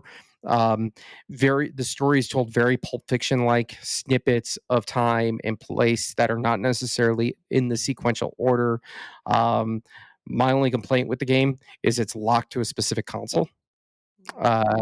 And I got to give the shout out to This Is Eternal Darkness, Sanity's Requiem. Woo! Sure. Monolith Soft, published by Nintendo. I took a chance here, Matt. That's not on your list. It is in my honorable mentions. So okay, all right, fair enough. Beautiful, amazing. I'm so glad. Yes. This game, while not giving you the traditional horror senses that you get, provides atmosphere, and it's how you do it correctly. Between its sanity meter and the way it can be depleted, and then that impacts the real game mechanics and things that'll happen in the world. Do not, if you play this game, just understand you're dealing with third person tank controls. Very, very limited resources. I hope if you do get an opportunity to play this, do it, because the physical copy, which I have one, is very expensive to get because it's locked to the GameCube. But you essentially are a woman who learns that her grandfather passed away, goes to his mansion to try to figure out what happened. Turns out she's not convinced that he died of natural causes and that he was murdered, but the police don't want to do anything about it. So you explore the mansion, you discover clues, you learn about the history, and that's where I'm going to leave it, because the story gets really wacky from there, and I think it's really worth experiencing for the first time. I remember playing this game and thinking it was one of the most underrated games I had played in my life at the time, and it wasn't until I met Matt many years later that finally I met somebody who knew this game outside of my inner circle. Yep, I saw the physical version too. Me too. But too bad Silicon Knights shot themselves in the foot, though. Yes, rip. Rest in R.I.P. in peace. Man, that would be such an incredible remake today. Yeah. Oh, get Bloober team on it, please. I know. They're busy with Konami. There are some very unique elements in that game. I don't want to spoil any of them, but they really play with your sanity, the gamer's sanity. And yeah, dude, what an incredible game! That's a great pick. Yeah, it was in my honorable mention for sure. You can if anything, I wouldn't buy a physical at this point. I mean, you could definitely just play it on a Dolphin, and that's true. Just do that. And plus two, it's like it looks much nicer if you play it on Dolphin 2 on your PC. Because a lot of GameCube games don't age very well. No. Yeah. Didn't we fire that up when you came over? When you first came over, when we first hung out, we fired up Eternal Darkness. Oh, me and Bob. Oh, I was like, no. Yeah, no, sorry.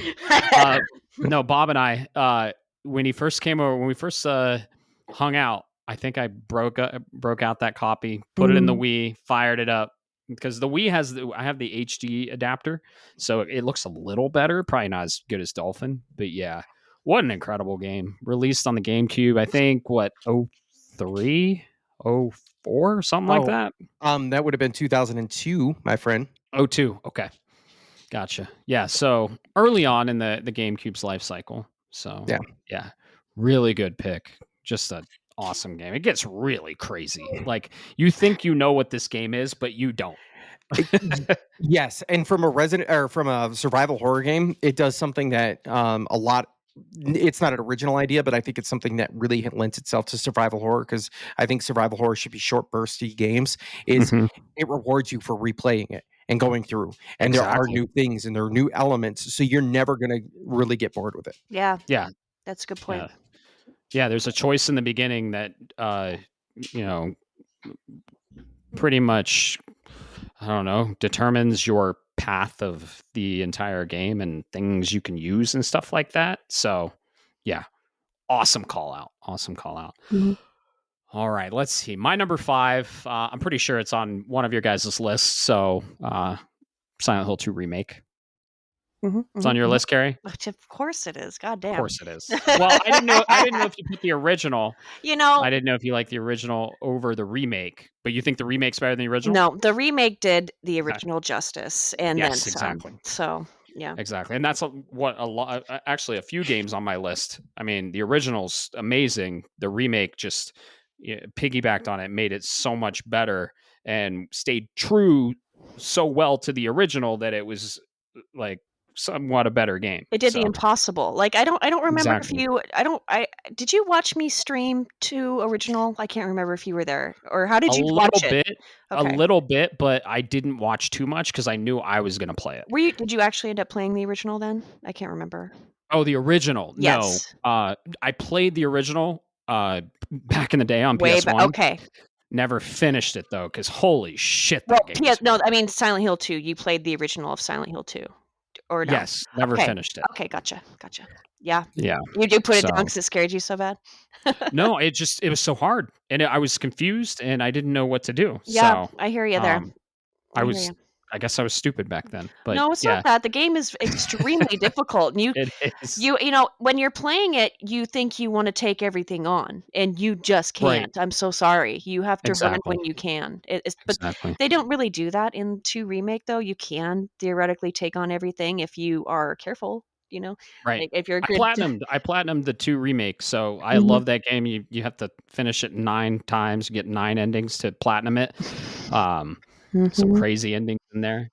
But yeah, I won't talk too much about Silent Hill 2 because I know it's on your list. But yeah, No, man. number I mean, 5. if anything, we should share this conversation because I think we should. Well, yeah, we can share it when it's up for you. So Okay. yeah, Mhm. whenever you talk, that's what I'm saying. Whenever you talk about it, I'll chime in and be like, "Oh, that's why it was my number 5 too." You know what I mean? So is Sure. it higher up on your list? Oh, yeah. Yeah, I figured. I was gonna say I figured it's higher than where I'm at on that list, so we'll Oh, save it for you you. have it too as well. Oh yeah, 2 remake. yeah. Awesome, cool. Yeah. We'll talk about it when Carrie gets I would to say it. that So, there's be other stuff that we talk about with surrounding it too. Okay, why yeah, it's special. So, okay, absolutely. go ahead. Okay, Wait. Oh, is it my turn now? that it is your All turn. right. So, Are you talking all yourself? right. No. You're right. So, this one's probably no real surprise, but I'm gonna say RE1 on PS1, Hell yeah. and it's just Hell yeah. it's like tried and true, super. It's basic at this point, more or less, but come on, that game set the standard for pretty much all survival horror that we are even talking about right now. Like, I know you guys, when you were little, you played the shit out of that on your PS1, right? You know, maybe had the strategy guide, maybe didn't. I know I did. You know, Oh yeah. scared the crap out of me, of course, because I'd never seen anything like it. And you know what? If anything, one big thing that was really scary about it was trying to understand the tank controls. Can't you? Can you Mm. agree with that? Oh yeah, Like you for felt sure. so vulnerable because you were controlling this like an idiot, you know. And even in the original, there was no, like auto aim. You know, like they introduced that in 2, where you just aim at your enemy, but like in the original it was a little jank and you had to like move your body in the direction of the enemy. But Mm-hmm. that's kind of a comfort game for me. Like sometimes I'll just fire it up and just play it for a couple hours and beat it really fast. So Heck yeah. it's very charming. Terrible voice acting, terrible writing. Barry. Barry, you almost became a Jill sandwich. Sandwich. A Jill I knew it. sandwich. There it was. Jill sandwich. But have either of you guys played it on PS5? Like it's on the in the classics catalog. That is the remaster or port of the GameCube one. No, And no, I no, no, no, did no, no, pl- no, not that, not that. No, it's literally PS1, the old one. Like, dude, Oh, gotcha. in the classics catalog. So it does a Oh, in the classics. in the Got class. it. Okay. Yeah, it does Because that. they released the GameCube version a little remastered and cleaned up for PS5 or PS4. Yeah, the remaster collection. Yes, Yeah. that. But about a year or so ago, they came out with the the PS1 versions of that and 2 and 3 recently. It's that. So Yep. it looks super nice. Like it has their filters and whatnot and just sharpens everything out, and it's really fun to play. They added trophies too, didn't they? No, they They didn't. didn't add Isn't that trophies. Oh, they stupid? usually add They trophies. did. What No, the fuck? they didn't. It was stupid. Yeah. But Dang. I can't go wrong there. I love It's a all of, classic. but I got to say one thing while we're on the topic of wait, do you guys have REs? I'm sure we can probably just talk more about Oh, REs later on. I'm sure you do. I'm sure you Yeah. do, Matt. No, like there's actually, if I will say, there's a couple of REs that I dropped off. Like I just couldn't play. Like everything after 4 to me was trash. Like I had this whole I stopped playing it until 7 came out. And then when 7 came out, blew my freaking mind. Well, Capcom deviated from horror after. I mean, honestly, 4 was a little more action oriented too. Yeah, they were banking on that a little more. 5 was super action. I actually really enjoyed 5. I played co-op. Did you play co-op with another actual person, or did yes. you? Okay. Yes, it's fun. It's a little better with an actual person. I like the story of 5, but then 6 went a little downhill. It's just not the best Resident Evil. Just stupid. But then 7 went back to their roots, and oh man, 7 was a fucking masterpiece. Oh my god. Yeah. But Did you like 7 over 8? I have to say, yeah.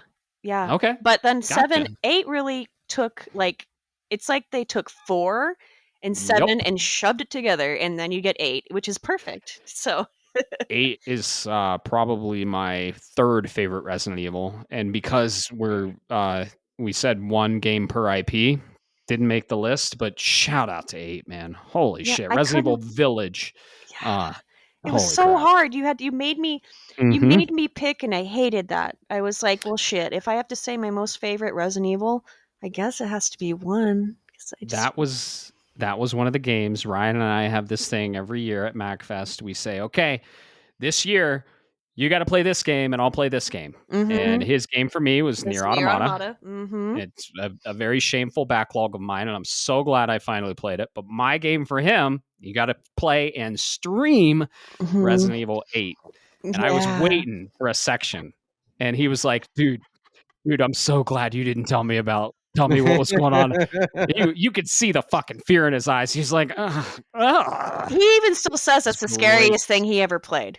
It's the scariest thing he ever played. Bob, do you have any? Do you know what we're referring to, or no? Oh, absolutely. Okay, just checking. Just you platinum date? Shit. Okay. See, I haven't platinumed them because you guys are insane. Like going all the way. I could not play a Resident Evil like knife only. Like that sounds like a knife, like a nightmare to me. Like no. There's a knife only trophy in 8. That's so irritating. I have the platinum too. It's crazy. And the Village of Shadows difficulty.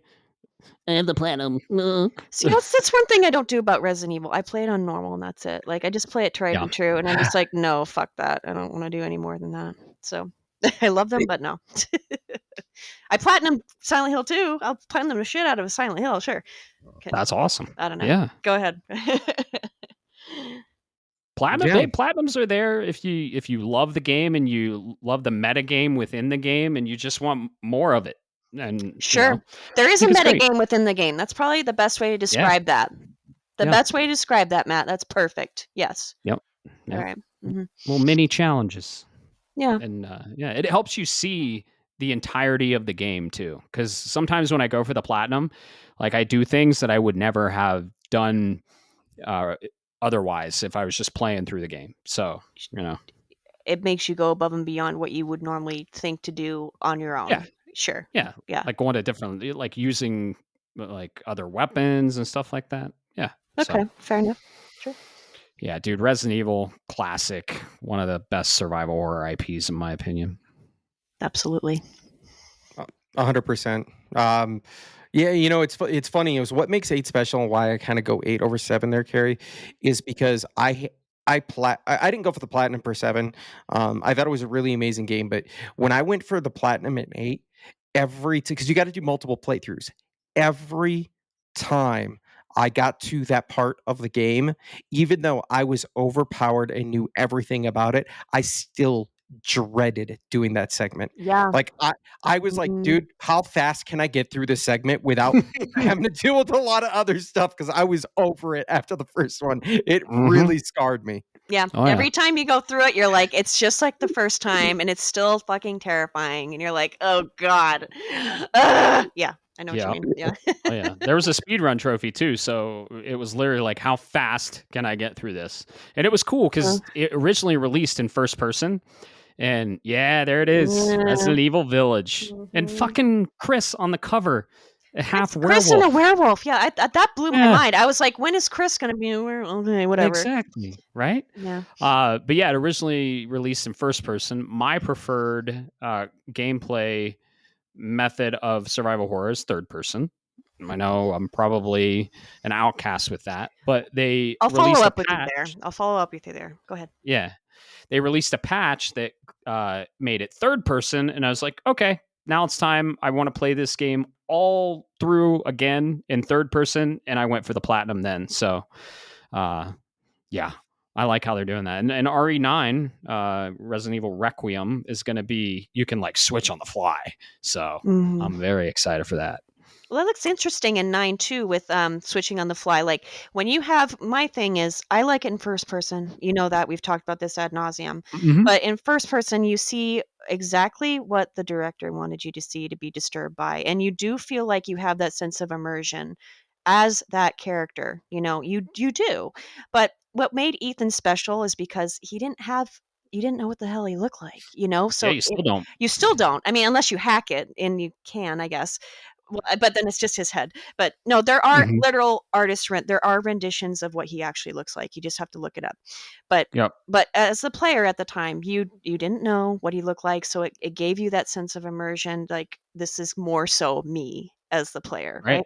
But they're pulling away from that in 9. You know, they're giving you the first person with grace, which is fine and wonderful. But you know, the third person, there's like specific aspects of like when you're getting chased, you, like you said earlier, you can trip, right? So, but you don't trip in first person, you know, but you get that, you see that happen in third person, and it's terrifying that way. So I'm not so sure if I might play it third person because I know what Grace looks like, you know? And I'm not I don't know. I might just do it third person just because I know what Grace looks like. Yeah, I don't know. exactly. But I just realized every single one on my list is third person. Oh, okay, that's true. So, yeah.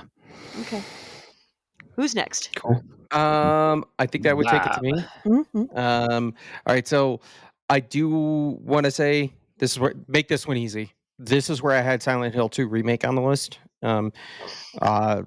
We'll get to there. So I'm going to go ahead and I'm going to take this moment to plug an honorable mention for me. This game, I knew nothing about it when I first played it. It's on the PS. Well, it came out on multiple platforms, but I played it on the PS1 edition. The music and the tension that built from being chased by the bad guy in this, and the death animations, even as a teenage boy, I was like, "Oh my gosh, this really got me on edge." And that's Clock Tower. Okay. The point and click adventure. So you're trying to do, and this is why I like the third person tank controls from Resident Evil, is because you're trying to make a decision and you're trying to fumble through and you're trying to make sure you do the right things, but you've got a timer right behind your back, so to speak. You know, it's in this case in Clock Tower, it's a dude with a big set of shears, like he's coming for you, right? And the music kicks up and you hear shing shing shing as he's walking along, and that's why I like the tank controls from Resident Evil, because it's like, congratulations, here's the threat, make a decision, not think about it, make a decision and do it now, and you better hope you get it right. That's why the original RE was good, because you're like, oh crap, you're trying to panic and get a lined up shot and you're missing it every time. Yeah, definitely go check it out. It is not a great game by any stretch of the imagination necessarily, but it is a good horror game. I commend you for embracing the point and click controls on that game, because goddamn, that's why I walked away from the originals. Like, oh man, but I'll tell you one that I did do. Bam. Ooh, I think I have a copy down. Yeah, I think I have a copy downstairs Yeah. too. I'm so glad you have it.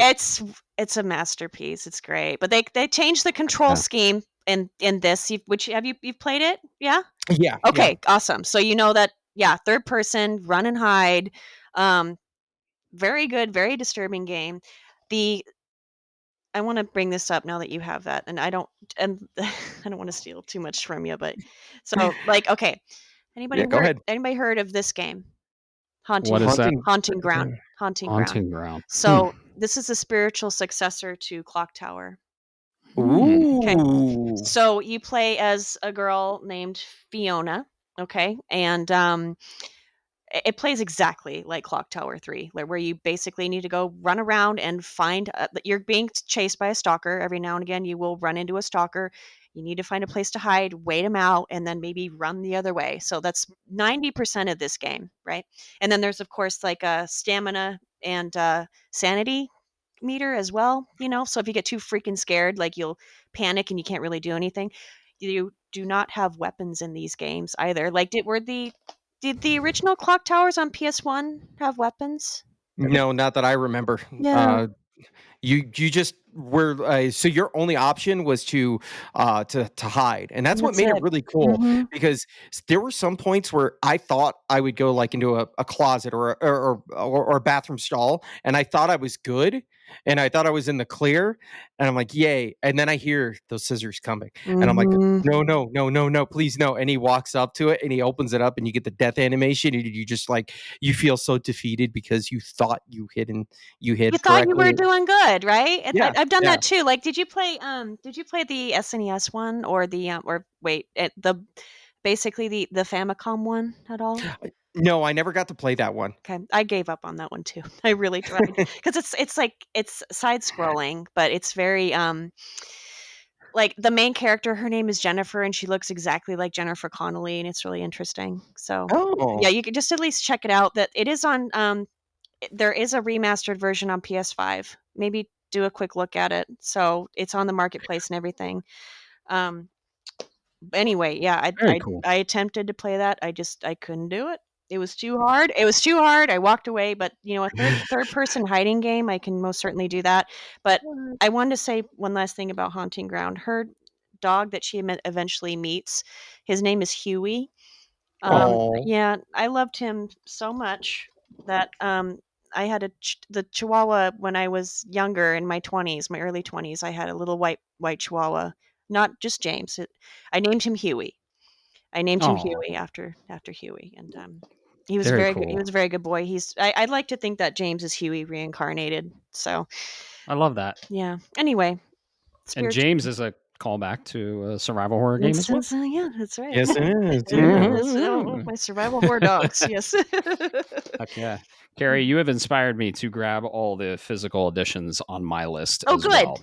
Because I fucking love physical and I'm having a blast seeing all of these games. I wish the audience could see them. Mhm. Maybe one day. Who knows? That Haunting Ground is extremely expensive, by the way. Like, it's one of the rarest I games on bet. PS2. I have the rarest Wow. game on PS2 right in front of me. We'll get to that eventually. Ooh. Ooh, I'm Heck intrigued. yeah. For Yeah. all those collectors out there. I did. love it. Yeah.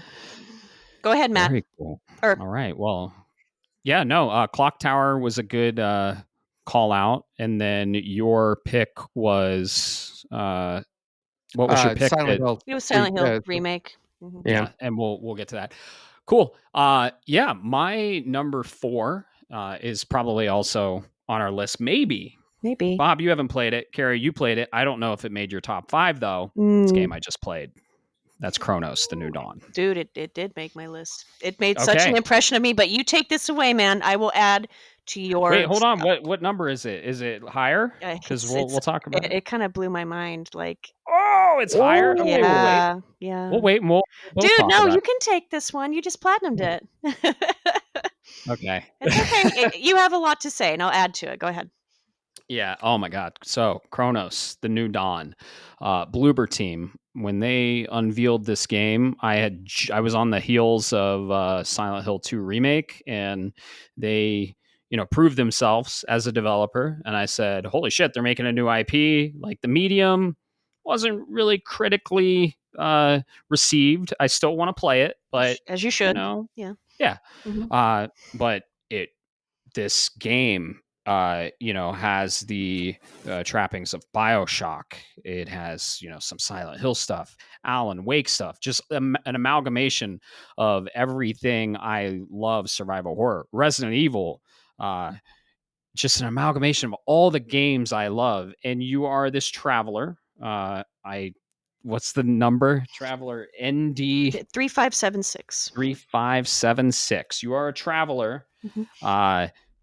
Huge, like BioShock inspired design. You're basically in a space suit, and you got this big helmet, and you are in this world where this virus has spread, and it's just super grotesque. All the humans are, like melded together. This is in the marketing material. I think they consider them the Chimera, right? Or the Legion. The change. They call The it change. yeah, it's the Yeah. change. Mhm. Yeah. So Those it that drops you didn't in. those that Oh, didn't go ahead. merge are those that didn't merge are called orphans. Yes. Mhm. Yes. Mhm. So the gameplay, third person survival horror, the weapons are super cool. The gameplay is awesome. The enemy design is really cool. There's a really unique aspect or game design that if you leave a enemy alone, if you kill an enemy and it's just sitting there on the ground, and then another enemy comes, it can absorb that enemy and become stronger. So that was interesting because I would have a wave of enemies coming at me and I'd be like, all right, I'm just going to pop all these off. But then I'm like, wait a second, if I kill all these guys and then another wave comes, they're just going to absorb all of these guys. I But hope you have some fire there. exactly. You get you basically get a flamethrower that you shoot at the ground, and it just burns everything on the ground, and it will knock back and stun the enemies that are upright. Mhm. This game was very scary. The fucking soundtrack, It was holy shit! great. You got like Stranger Things, you got synth, you got like some spooky orchestral organ, you got John Carpenter, kinda. yeah, Yep. absolutely, Mhm. absolutely. The level design is pretty similar to some Souls likes, where you unlock shortcuts and you can traverse back to the original point. There are some Metroid elements in here to where you get an item, and that allows you to progress through another part of the level. Uh, the man, the resource management in this game is some of It's the hardest. something else. It's next level item management. Sure. You Yes, bet. yes. Mhm. So, like, usually you have an upgrade tree for your suit and your weapons, right? And usually you'll get a skill point or something that you can just dump into the skill tree. Nope. In this one, you actually collect a physical item that takes up an inventory slot, and then you have to have that in your inventory to upgrade that node.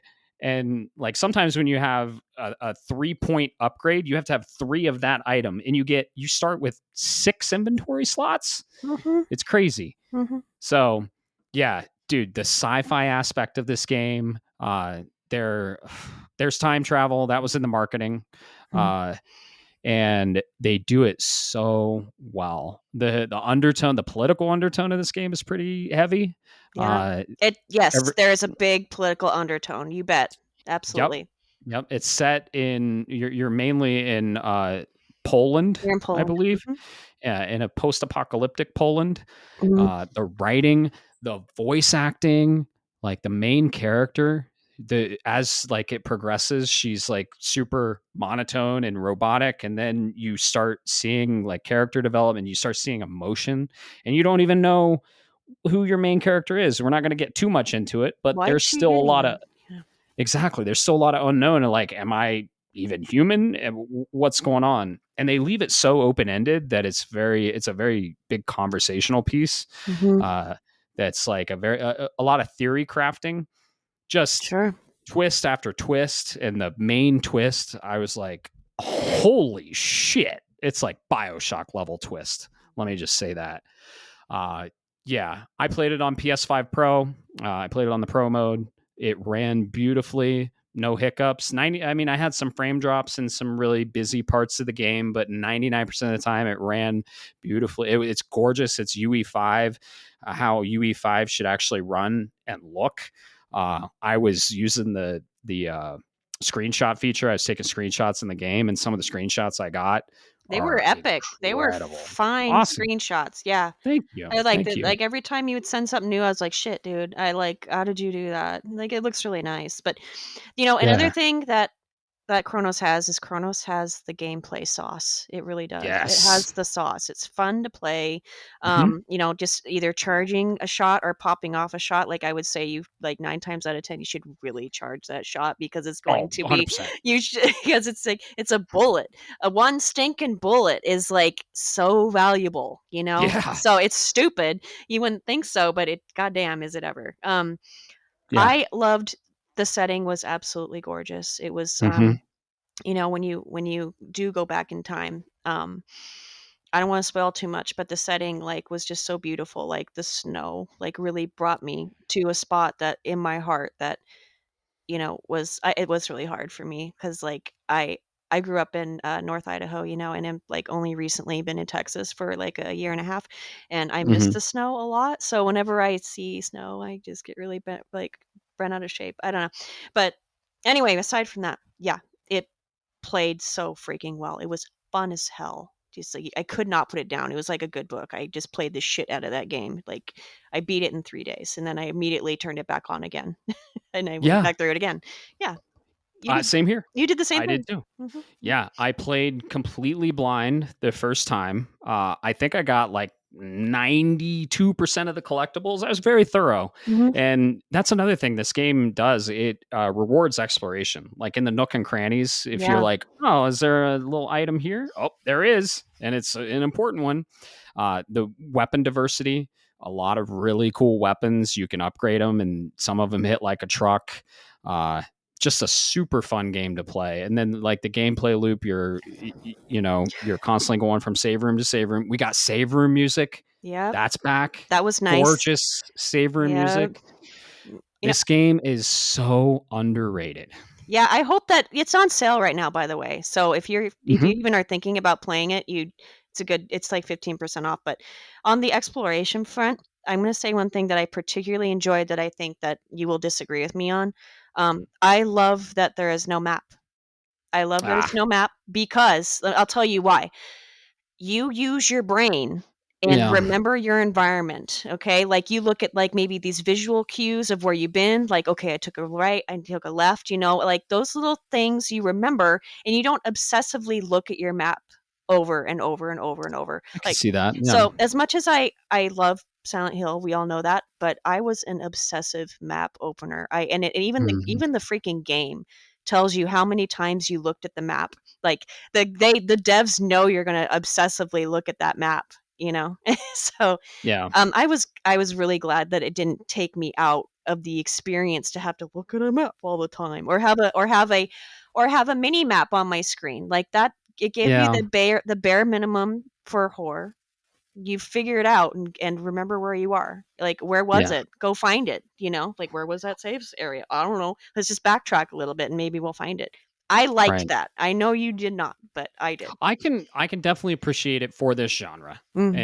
and that's because atmosphere is crucial to these genres, and learning like waypoints and landmarks and stuff like Yeah. that. I got lost in this game a couple Yeah. times, Yeah. and it was like I was a little. It made me a little uncomfortable. Like, oh, am I going to run into another enemy? Like it did add to the fear factor. The scare tactic, I would say. So yeah, I'll give it to him. The lack of map does add to the scare factor for sure. Mm. Yeah, man, very cyberpunk, uh, very like what the fuck is going on here? They play with all kinds of elements. I don't want to spoil a lot, but yeah, it's on sale. It didn't get rated well. This is probably my second biggest underrated game I've ever played.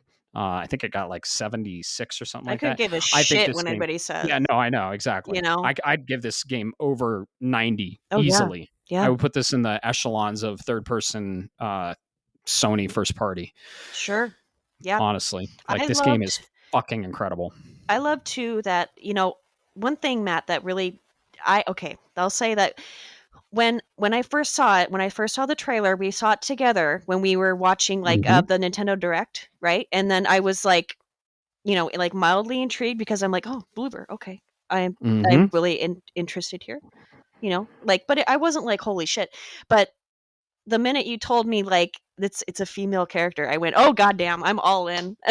like, Yeah. I'm like, I'm all in. I must do this. And then it was nice to play as a female character, but she wasn't. The only thing that made her female was her voice, and that's it. Right. It was like a very non-sexual. You were a being. It was almost like you were out of body. Like body did not matter. All that mattered was her essence. Yeah, and it made sense of the story. Yeah. Yeah, right. Yeah, and that's all that mattered. And I thought that was a really interesting take. So yes, yeah, and a very unique take as well. So yeah, I loved it. I played it 3 times back to back. I played it 2.5 times.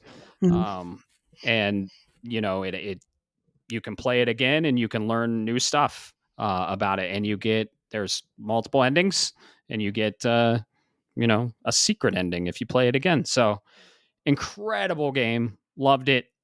Heavily inspired by my number 1 on this list, and it has an amalgamation of pretty much everything on my list. So yeah, okay. That's my number 4, Cronos, The New Dawn. Loved it. Highly recommend. My goatee for sure. My goatee. Oh yeah, your goatee. Gotcha. Yeah. Yeah, it's up there for me. We'll learn what my goatee is when we vote for it. Come mid-November, I'm going to surprise everyone. Fair enough. Yeah. I hope it gets nominated, but it probably won't. But I really hope it does show up at the Game Awards. It really does deserve it. It was a really good game, just tightly made and just a really premium experience. It did win an award for like sound design recently, and I do incredible sound design. I follow them, and I follow the Bloober PR gal on Twitter as well, and she's really good about reporting stuff that's going on with Bloober, and if you follow her on Twitter, but God, I don't remember her name. So anyway, yeah, that's just how I've been seeing this stuff. But gotcha. I almost don't want to put a bow on Cronos. Like I just can't. Don't. I feel you haven't platinumed yet. Go platinum. I haven't. Yeah, no, I need to definitely play it again. I played it twice. I haven't done everything to merit the platinum yet, obviously, because you do have to get. You and I made the same. Never mind. You and I got the same ending the first time, which means we both did the same thing. So the other thing that you could have done, I did not do yet. So I know for a fact that you did it because you have to do it in order to get a trophy. So anyway. Yes, there is a ranking system at the end, kind of like with Resident Evil games, that will show you your stats and give you a grade and tell you what ending you got, kind of like Silent Hill. They wear the inspiration on their sleeves. There's so many Easter eggs to other games, other survival horror games, where you're like, there's so many Easter eggs to popular sci-fi or even fantasy IPs. Let's just say that. If you know, you know. And it had me smiling ear to ear every time it happened. It was great. Just so good. Yeah. Yep. So Cronos, The New Dawn. What number was it on your list, Carrie? That was my 2. It showed up there. I'm sorry. I know that sounds ridiculous. No, that's awesome. No, I played it. I get it. Yeah, I mean, I know it sounds like I have this slew of things that I love. Right? But and I realized that it's fresh on my mind. But yes, it is. But it is an amalgamation of things that came before it, right? Exactly. That make it perfect where it is now. And it hit. It hit. It and it hit. Bob, you got to play it. Yeah. It is on my it's near the top of my anticipated games from this year. So you got to stream it. It's near at the bubbling near the top of the backlog. Heck yeah. Awesome. Yeah, you got to stream it on Shapes. Oh That'd be yeah, fun. absolutely. You know I will. Simply Heck because yeah. I didn't get to finish streaming Hell of Us because I did not feel like being on mic when I was coughing up a lung. So Oh I yeah. owe the community one, and I think Kronos will be it. Awesome. Ooh, Good. Do it. Do it. what a tease. Yeah. So I guess we'll have to move on from Kronos, but we can probably talk about it again if something else We comes can. up. Am I next? Or do you want to say Yes, anything else? ma'am. Okay. Number 3. Okay. My number 3, I'm pretty sure neither of you have played. So Mhm. who's a Fatal Frame fan? I know the game. Me I too. haven't played it, and please don't tell me you're about to say the game I think you're talking about. But go ahead. Okay, I'm gonna say Fatal Frame 4, Mask of the Lunar Eclipse. Mask of the Lunar Eclipse. What do you think I was gonna say? I'm curious. My next game I'll talk about. Okay, Oh, okay, fair enough.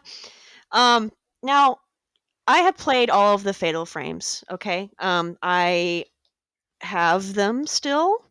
I'm just gonna show there. Here's 2, which is arguably the best in the series. dang. Everybody loves 2 because for some reason 2s always do really well in all survival horror games. Case Aren't in we getting a point, remake of that? they are. Yeah, Yeah. they're remaking Crimson that. Butterfly? Yep, they're remaking it for the second time, by the way. That already had a Oh. Wii remake, so which was Mm. kind of broken and stupid, but whatever. Yeah, so was the Wii. Yeah, it did not need to. I'll get into that. But and then here's the first one. Where all the magic happened. So Yeah. and then here's the third one. Now they did not do physicals of 4 and 5 for the United States. They did PAL versions and whatever. Which I guess I could go and play Asia and get those, but whatever. 4 was very special though. So the basic does you guys know anything about Fatal Frame? Yeah. Yeah. Okay. A Okay. little. Okay. Yeah. So for Matt who doesn't know, they're all set in Japan, right? Okay. So of course you have beautiful Japanese settings in a Japanese ghost story. Okay, where we all know how terrifying Japanese ghosts can be. If you've seen any Japanese horror movie like Ju-on, for example, or The Ring, whatnot, Yokai. yokai, yeah, yes. So, f- you basically your weapon is your camera. Okay, there's the main character always has a camera, and the camera is called the camera obscura.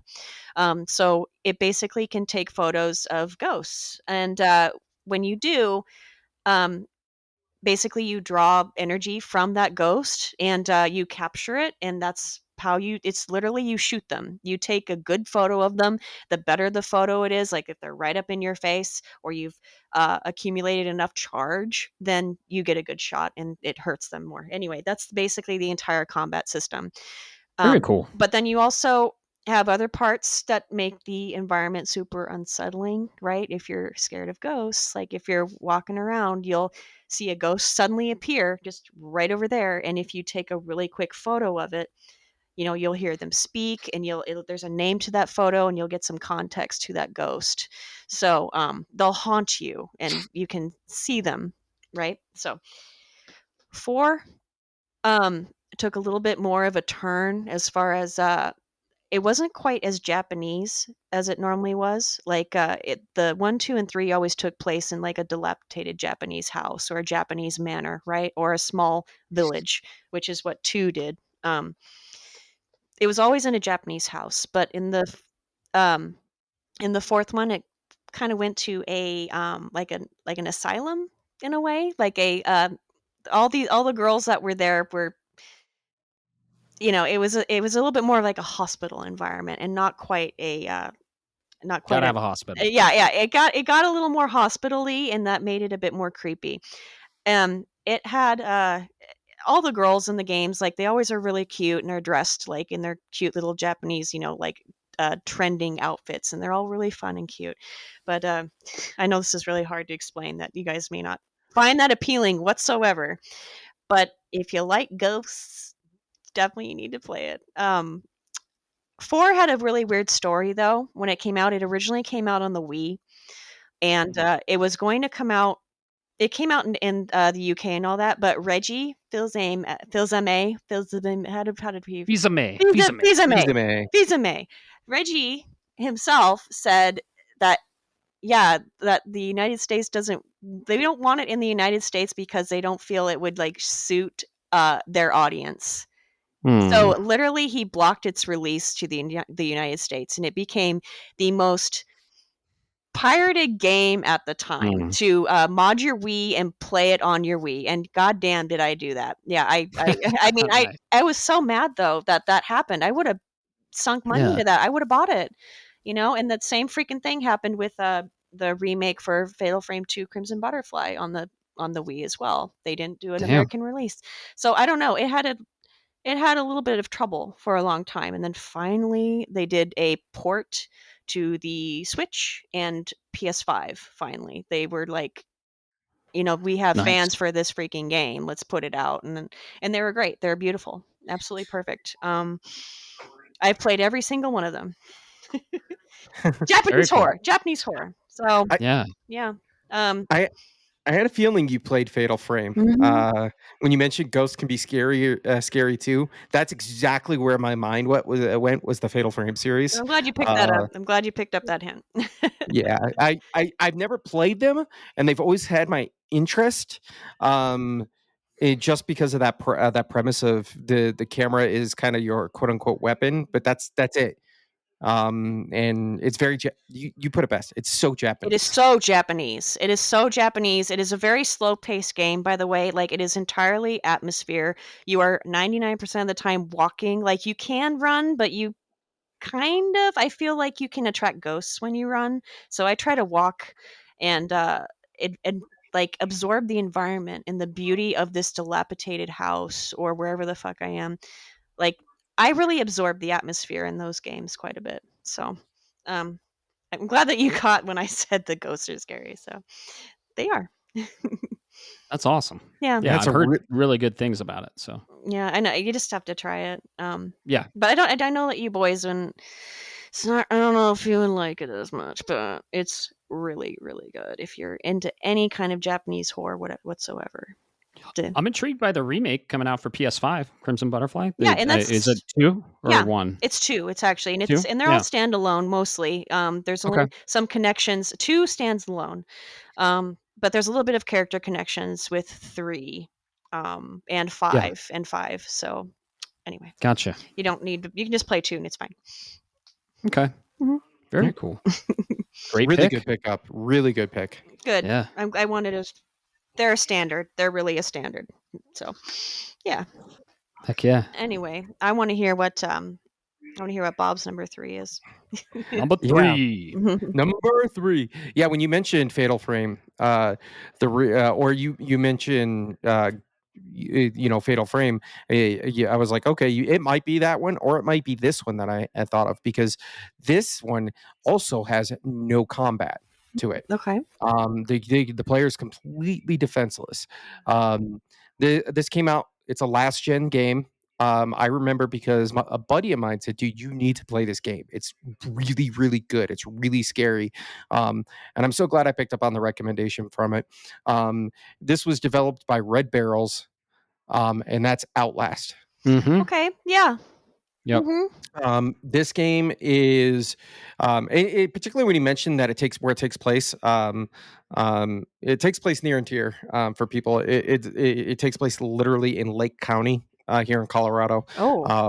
Yeah, you're doing an investigation of an old insane asylum, and plot twist, there are actual psychopaths, true murderous psychopaths that have overrun the facility, and you're an investigative journalist, and the only thing you have is your little camcorder, and you use that to kind of help you take evidence, photos that'll be evidence of the investigation as you're doing this along the way. But you can run, you can climb, you can hide, but that's it. You don't have a weapon, and your camcorder actually has a battery, and you have to use resource management effectively because you can run out of battery.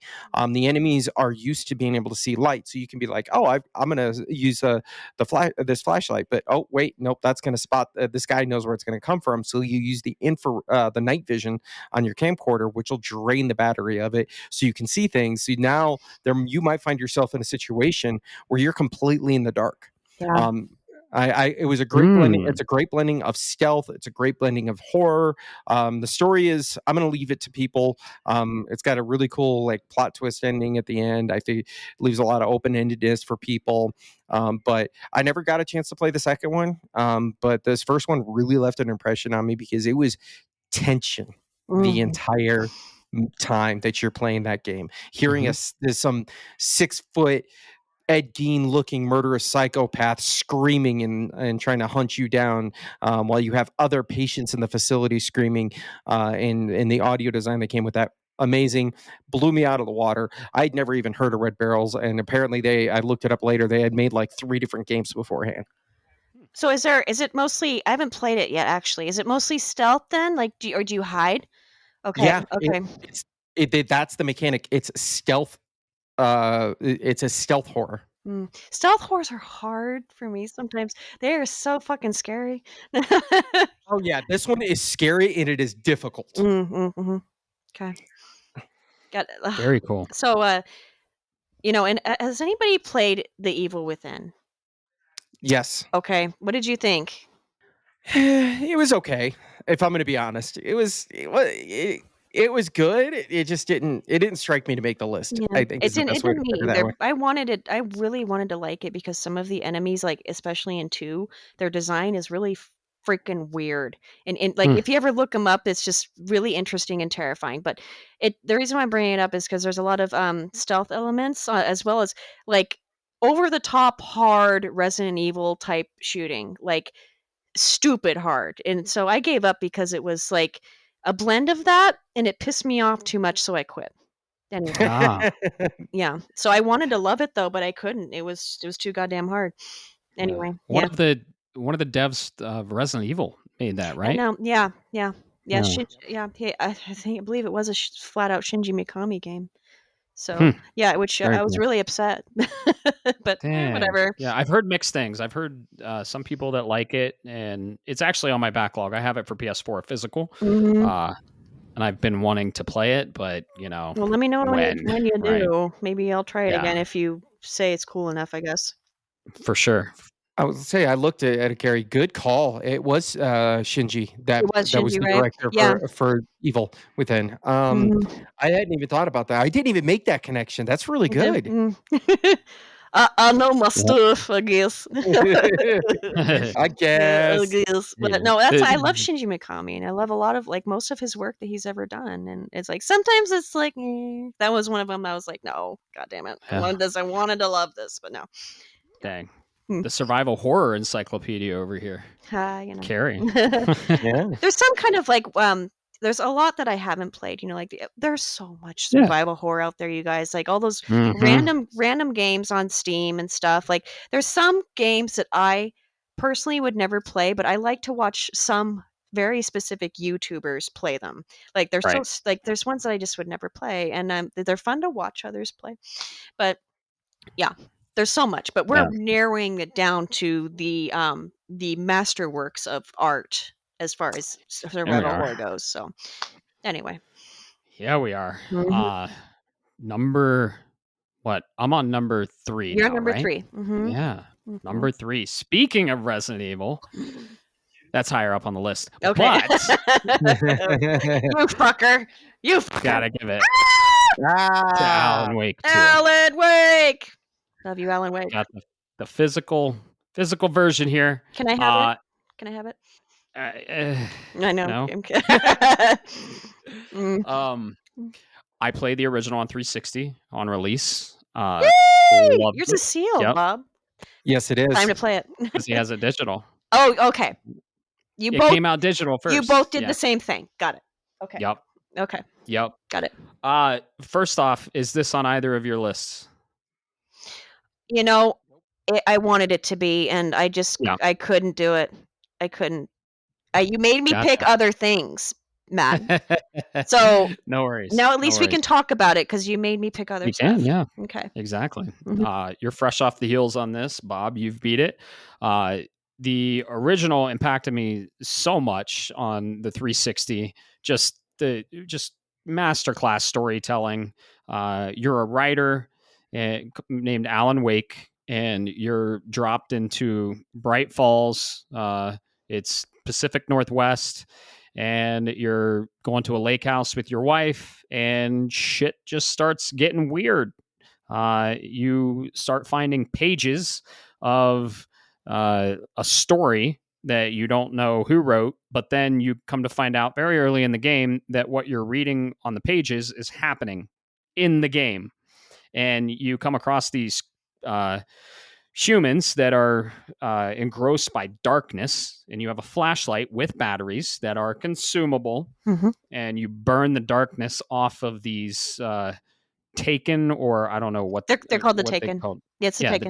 The Taken. You burn the darkness off the Taken, and then you can actually harm them with guns. So you have a pistol starting out.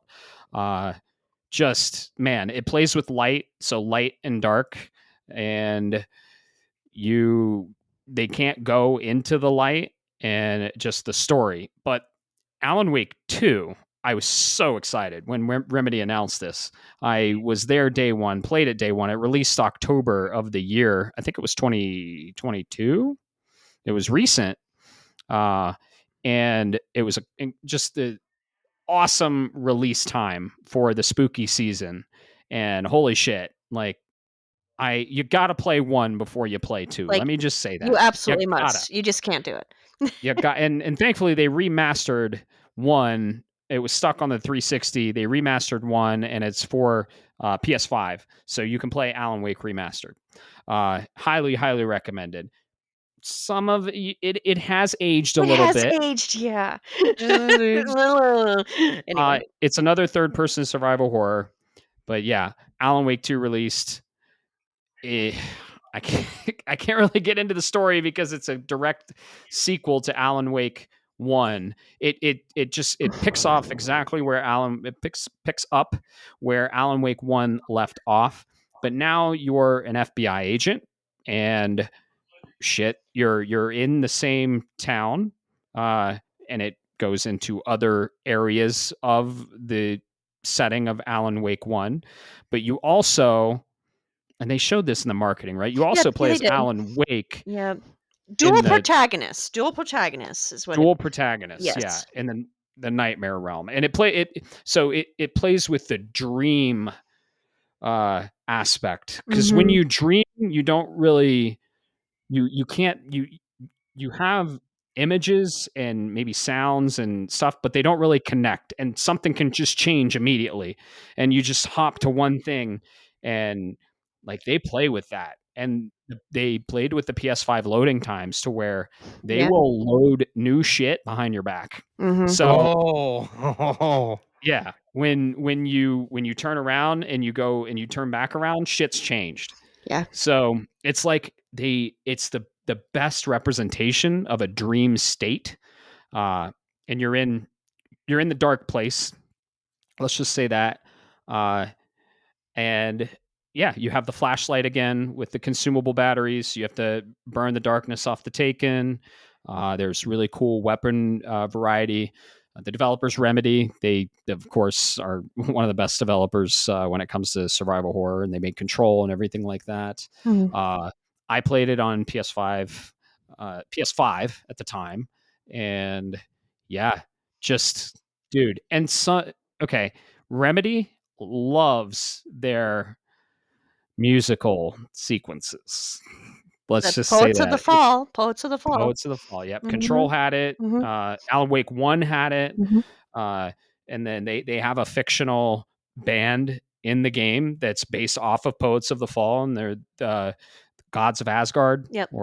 That's right.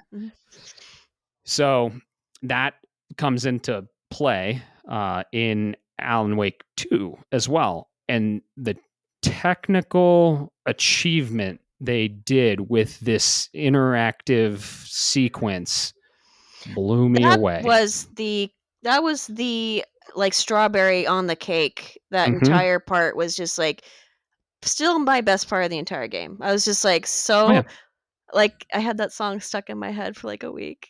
Yeah. Yeah. You are the champion of the light. The Yeah. darkness. Yep. Oh, it's such a good So good. freaking song. But So good. Alan is a very special character. That's Yes. it. He's very, very special. I want to add one tiny thing about Bright Falls. Okay. Please do. So the town of Bright Falls, yes, is set in Washington. Specifically, they literally used North Bend, Washington, which is a town just outside of. Now, I grew up in the Northwest. Okay, I'm from Coeur d'Alene, Idaho, so that's my area, right? So you have to go through Snoqualmie Pass and go in through North Bend in order to get to Seattle. Okay. North Bend is an absolutely stunning place, and also it is where Twin Peaks was filmed. Okay, the exterior, everything exterior of Twin Peaks. So you can see that Sam Lake is a big fan of that area too, and I believe I did read that he based Bright Falls off of North Bend as well. So the only exception is there's no big waterfall there or anything like that. Okay. But when you see the Oh Dear Diner, I've been to the diner a number of times. That diner in particular in real life is called in Twin Peaks is called the Double R Diner. Okay, the actual diner is named Tweed's Cafe. Now I've physically been there a few times, and it is laid out exactly the same as it is in the Oh Dear Diner. It's really funny. So they did a great recreation of that diner. Yeah. So Very cool. even the side parking lot is very similar. When I was walking in it as Saga, it brought tears to my eyes because Really? I remembered that area very. Yeah, I have a connection to it, and it was just wonderful to be Very out. cool. It was like a great woods simulator. If you're like a weirdo that loves walking out in the woods, just playing Saga's segments were really fun just for that. You know? Yeah, it starts out in the woods next to a lake. Yeah. And dude, the lighting, the graphics of this game are incredible. This is the game that gave me nightmares, Alan Wake 2. Partially because it plays on dream sequences and it literally has gameplay of a dreamlike state to where if you're dreaming and you remember that game, it kind of triggers something that is like, oh shit, now I'm fighting the Taken. It's also a very psychologically, it's a psychological thriller, and it's about facing your demons and about overthinking and being trapped in your own mind. And that's one of my biggest fears, is to be trapped in my own mind, not and just be very confused and then forget something 5 seconds later and then just keep doing the same thing over and over and over. So no, not too many big spoilers, but it's a very scary game. The enemy design is really cool, and it plays on psychological fears, where I think that's probably the scariest shit out there, is psychological. And Silent Hill does the same thing. So yeah, Alan Wake 2, a masterpiece. And that dance sequence, let's just say that. If you watch the Game Awards 2022, you've seen it. And in the game, it's very dynamic too. In the game, like you're fighting through it, and then it won't continue until you progressed, until you hit like a gate in the Golden Path, and then it continues. So it's just expertly designed. Wasn't my favorite level. My favorite level can't really talk about, but we can talk off to cast tell me later. that. So Yeah. I have a question though about okay, let me just say ahead. Remedy loves their coffee. They do. So they sure which do. I can appreciate. I love coffee too. What were you going to say, Carrie? No, I was just wondering if either of you actually finished the remaster of the first game. Yes, I platinumed it. You did platinum. Oh, that's right, you did. Now, it has both of the DLCs, correct? It does. Okay, but it doesn't have American Nightmare, right? It does not. Dang it, man. American Nightmare, it's kind of linked, but it's a pretty standalone experience. The DLC, the writer, I forget the other one. But Scratch those are heavily linked. Scratch doesn't appear except in American Nightmare, correct? well, Scratch is implied in 1 and heavily present in 2. And Can't get too much more into that. yeah, I mean, I'm trying to remember him at the end of the first game, but I just can't. Like, I don't know. I guess I'm just remembering him in American Nightmare. Yeah. Anyway. Gotcha. Mm. Yeah, if you love very well written survival horrors, psychological thrillers, if you're a fan of Twin Peaks, go check out this game. It's incredible. I'm sure that the original Alan Wake remastered is on sale. They did an incredible job with the remaster, but 2 is where it's at. They just improved on everything with 2, and they brought in some cool new mechanics. So yeah, that's definitely number 3 on my survival horrors. Just an incredible game. Loved it. Loved every fucking second of it. And I platinumed it. God. I haven't even looked at that trophy list. I'm like scared too. It's not bad. It's not as bad as 1. I'll tell you that. Mm-hmm. So yeah, because I swear there a lot of the puzzles in 2 were, I don't know, I felt stupid. Like I felt like dude, it plays with level design. Like you can change the entire level with one click of the light, and it's just instant loading. Sure, it's crazy. That's, I mean, with Alan's stuff, I meant like, I should say specifically with with Saga? Saga's puzzles, where just those like symbols where you have yes, to. Yep. and the poems and shit, and Yep. and those I didn't. A lot of those I had to look up, and the Yeah. boxes I had to look up nearly all of those. Yeah, anyway. Codes on the boxes. Yeah. Yeah. So. No. Yeah, and I love the unknown of this game, especially in Alan Wake. You're like, is this real? Is it not real? Is it fucking aliens? Is it zombies? They imply everything, and eventually you find out in Control. Yep. What's going on? But it's fun. The unknown, like you don't know what you're fighting or if it's even real, and sometimes they imply maybe it's not real. So love it. Alan Wake, just so good. And 2, they're probably working on 3, I hope. And they left 2 open ended. So man, well, we do know that they're doing loved it. the remakes of of Max Payne. Max Payne, yeah. Yeah. So Yeah. they're doing that and Control, and I don't Control know. 2. Control 2, yeah. Well, we can only hope that they're going to continue with Alan's story. Man, I hope. Mm. But yeah, 2 is an incredible sequel. My number 3. That's a good pick, man. Definitely is. Was it on your list? Or no, we already discussed it. No, it wasn't on the list. And the only reason is because I haven't finished Alan Wake 1. Gotcha. And it is on one of those it is on my list of backlog games that I'm not as proud of because I really do think it is a special game and a special series. It is. It's great. It's, but as Matt said earlier, it has kind of aged semi-poorly. Like, a little bit. Like, there's a level. Oh God. You're like, no, but okay. I will say one thing about the remaster when it first came out physically. I bought that at launch. Yep. Yeah, me too. I bought that at launch, but I don't know if this was true for the PS4 version or whatever, but I bought it on Xbox One. And that sucker was so broken. Like it was unplayable. Like it had so many bugs that I actually put it aside, and I went, okay, until you put out a patch, I am not playing this game. And I put it aside and I didn't play it at all. And I just, until recently, I actually bought it again on PS5 digitally. I just bought it digitally, and I played it a little bit, and I went, I know the story and I love it. Right. But I just kind of want to play 2 now at this point and be done, Right. Yep. Yeah. Yeah. No, it played fine on PS5. Did it? Okay. From what I can remember, yeah. Did it? Well, was there a PS5 physical? I'm trying to remember. Yes. There is a PS5 physical? Okay. Yeah, Alan Wake Remastered. Is it I think I have it. super expensive now? I don't think so. You have to look. I have a question. Talk about yourself. I'm going to go check.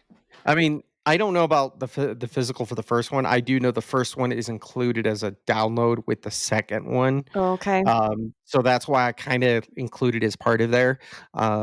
It's technically not, but if you have it, that's also why I haven't opened up the other one. I'm like, I've got the first one remastered. Yeah. I'll get the second one digitally and then just call it a day. So I don't. If I'm going to double dip, I might as well keep a physical copy. Physical sealed, sure. That makes sense. Yeah. I swear, God, it was so buggy when it came out. Like, I don't know. And I was looking the other day just at physicals, because ideally, if I can get physical, I will, but I didn't Mhm. because it was so expensive. I don't know. We have to look it up on eBay and see if people are gouging everyone again for remaster. I forgot I got the digital version because I kind of have a rule: if I own the original and gets remastered, I'll probably just get it digital. So, yep, original Alan Wake for Xbox 360. Yep. Oh, Yeah, I have the art book behind me, but I showed you that the other nice. day, I think. Yeah. Very cool. I'm not going to go grab it though. It's really cool. It's like the strategy guide and the art book. And there's some really Oh, funny beautiful. there's some funny like beta Alan in there, like his character designs, and it's Mhm. really funny. He's got like a green coat and like a red scarf and like huge glasses. That's It's awesome. really funny. Yeah. That's awesome. Oh. All right, Carrie. Hmm. Number 2. Well, my number 2 was Cronos. So I Oh, think, but gotcha. what we're Okay. gonna do, what I thought would be appropriate, because we already talked about Chronos ad nauseum, is I will show Mhm. you one of the most coveted PS2 games. Actually, the most coveted PS2 game. Mm. Okay, Oh, Oh yeah. you guys heard of this? Cool. Mm-mm. I've heard of it, but only like that's a rare game. Yep, it's, as far as I understand, still like the rarest PS2 game. And then Really? I bought this at launch because I was really intrigued by it, and I've had it for what the fuck 20 years. I don't know.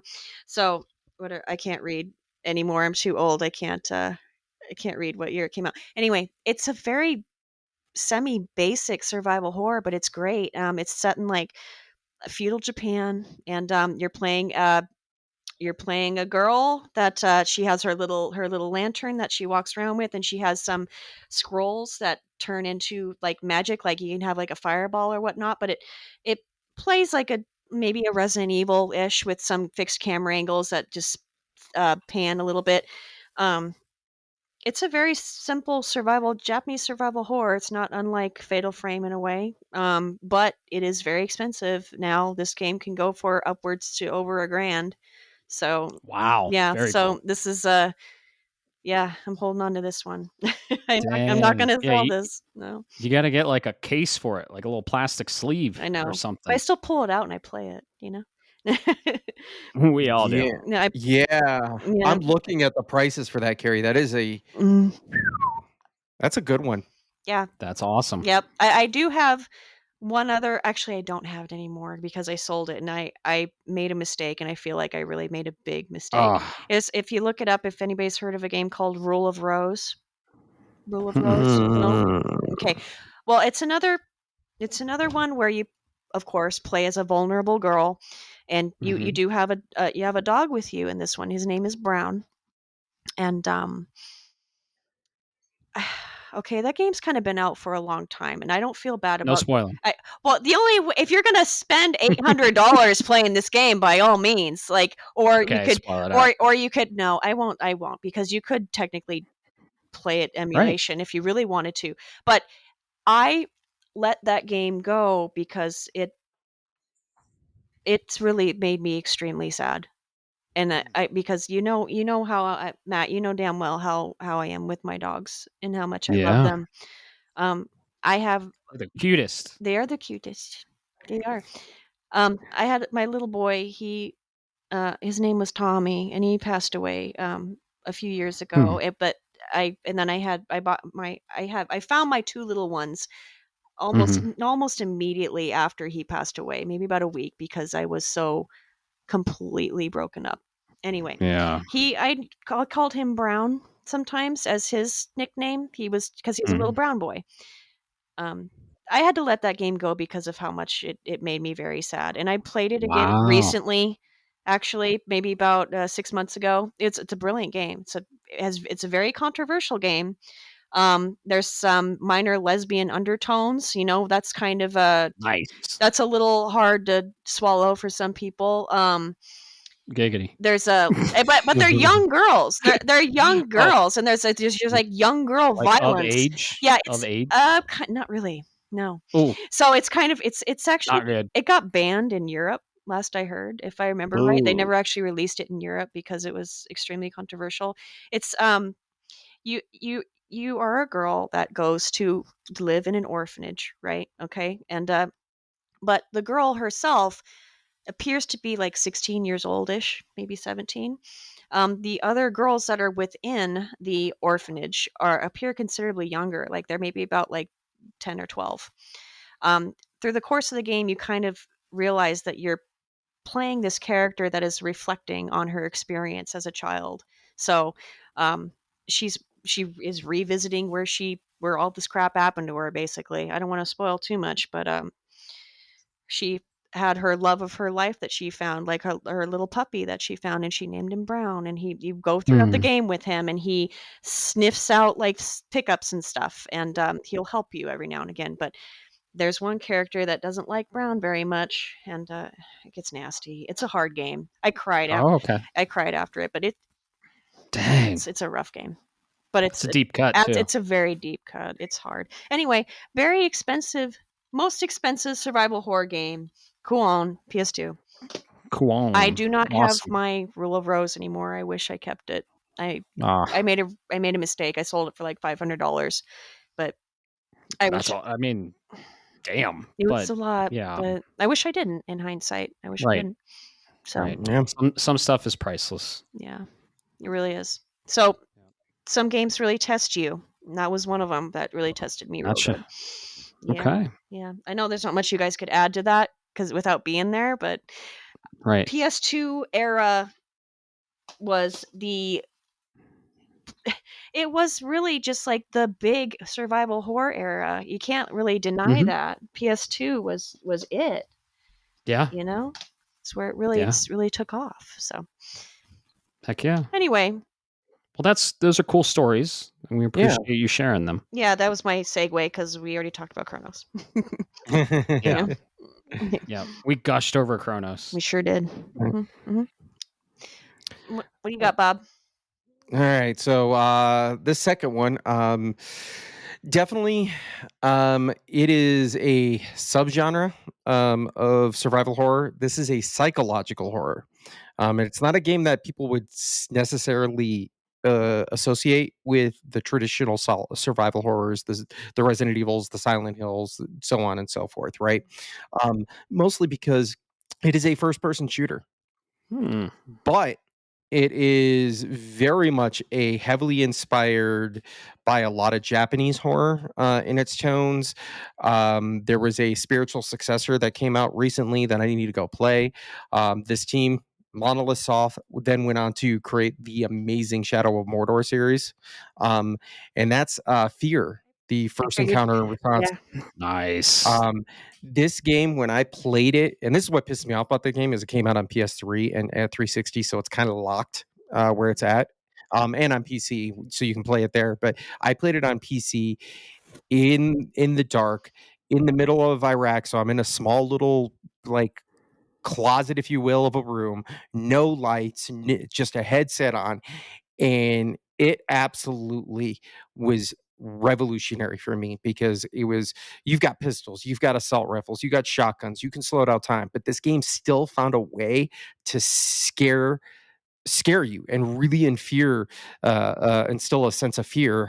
Like I remember specifically, because you can get collectibles for voicemails, and that'll give you lore and background to what's going on in the story. And I don't want to spoil it, other than you're an agent and you're going into to deal with a situation, at this government-owned facility, and there's a lot of psychic forces and things of that nature. I don't want to spoil that, but you could pick up these voicemails. Well, I heard a phone ring at one point and I was like, oh, yeah, sweet. That's a collectible for me to go get. I'm going to go get the voicemail. And it turns out it was a red herring, because I went to go pick it up and the phone went dead. And I said, oh, that's disappointing, and turned around and the enemy was like, this vision of the enemy was right there. And I screamed and I unloaded an entire magazine of my machine gun at this thing. And then the game was like, that was an illusion. Gotcha, fucker.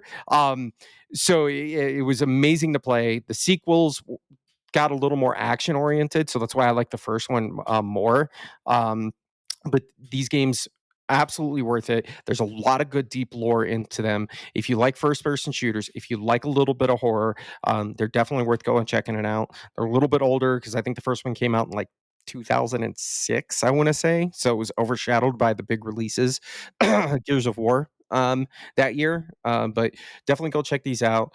You're an unnamed, literally, your name is you're the point man. So you're the first guy in on the team. That's the first response team. So you are experiencing everything. It's got a lot of cool deep lore. It's got creepy girls. They like creepy little help me kind of creepy girl or ring style. It just go check it out. And that spiritual successor, Trepang 2, I need to go check out at some point. It's on my backlog. Yeah. Nice. Was that Alma? Was her name Alma? I'm trying to remember. Yes. Yeah, Alma. Yeah. Yeah. Good memory. Yeah, Yeah. And that's where I'm going to leave it because she is critical and to the center of this story. And what makes that so much funner is you get this premise and you're like, okay, it's kind of there's a horror element to it, and it ramps up even more and more and more with visions and hallucinations and fear. Like it gets worse as the game goes on. Yeah. I remember Very a bit cool. of it. I never actually played it, but I had friends that did, and it seemed like you were empowered with like a gun, like it felt like a shooter, but it was so like horror elements, like like Yeah. ghosts, like you're like trying to shoot like almost like ghosts with a gun, and it doesn't work, obviously. Yeah, Yeah. it's it reminds me that that trope where it's always like, I'm the big military man, and I'm gonna deal with this supernatural threat, and we'll take care of the situation. You are that guy in that situation, and you suddenly realize that no matter how much firepower you have, you're ultimately helpless. Yeah, That's awesome. Yeah. That's a really cool concept. whatever happened to that? They need to remaster that. Monolith Soft got shut down by Warner Brothers. I remember now. Oh, Warner Brothers dang. is making some weird missteps anymore. Yeah, They're up for sale, I think. Are they? Yeah. I mean, yeah, they're shopping around. they're shopping jeez. around, yeah. For IPs for the Lord of the Rings IP, Harry Potter, all kinds of stuff. Some of the Lego games. Yeah. Mm. Yep. Cool. That's a good pick. Yeah. Uh I wish I could follow up all with right. stuff, but I don't know it that well. I mean, Yeah, I've same here. I didn't taken play. your word for it. I've seen quite a bit of it, and that was my impression, that you were like totally emasculated because there's nothing you could do with this character that is like you're shooting at her and nothing's happening. So That's awesome. yeah. Yeah, and that's exactly it. So like that Alma character you're talking about, since you know about her, is that was the scene because I was like, oh hey, look, there's the telephone, and I turned around and all of a sudden this vision that Alma, who I thought was there, was all over there, and I was like, oh crap! So I just started unloading, and then it was like poof, it was an illusion, and you're like your character when they hallucinate. You don't realize that character might be hallucinating. So you don't know Yeah. necessarily what's real and what's not real as you're playing the game. So it brings that I always love that concept. This action, this like American action movie star kind of thing Mhm. mixed in with this Japanese horror. So Absolutely. if you're Bob. if you're interested in survival horror, it's out on PC. It's probably in the Game Pass catalog. I would definitely recommend looking into that one, Carrie. Yeah, it hits a lot of notes, like shooter, horror, Japanese horror, ghosts, it just does all these things. Yeah. They may or may not play with that aspect in Cronos. Yeah, yeah. Yeah, I unloaded my entire gun on that fucking thing. Oh, you have my attention, sir. Okay, cool. Well, number 2. This is both. You both have played this game, and you've both played the remake. It's probably on your list, but this is Resident Evil. Resident Evil, the best remake, one of the Dude, best. Yeah, it's your Yeah. remake is your number 1, Bob. Oh, Yep. jeez. Yes, sir. Oh, jeez. Awesome. Very well It's my number deserved, 2. though. Yeah. Yeah. Yeah. Mhm. Is it on your list, Carrie? I mean, is it your last one? it's not, because you made me Okay. pick a Resident Evil, and that was really hard. Yeah, Yeah. remember? So this isn't my favorite Resident Evil, but it is the scariest Resident Evil. It is scarier Okay. than 4. I picked my favorites, so God damn it, Matt. Gotcha. It's what. Yeah. It's so, dude. I hate picking favorites. It's scary. I Yes. hate it. Each game offers a unique experience. Like Leon's my boy, right? Mhm. Leon's my boy. So the original 2 PS1, one of the survival horror classics, and then they remade it. But we'll get to that when we talk about it with you, Bob. Let's see. I'll do a honorable mention.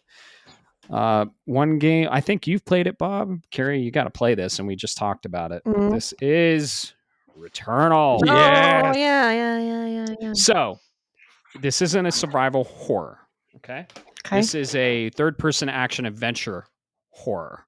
It's a roguelike, and you play as Celine. It's a very scary game, and there are survival horror elements to it. And you go first person, and I was debating on putting it on the list because it's really technically not a survival horror. It's a fucking bullet hell game. Yeah, I had a few of those But- too. Mm-hmm. Yeah, there are survival horror elements, and it is a scary game, and it does play with specific fears.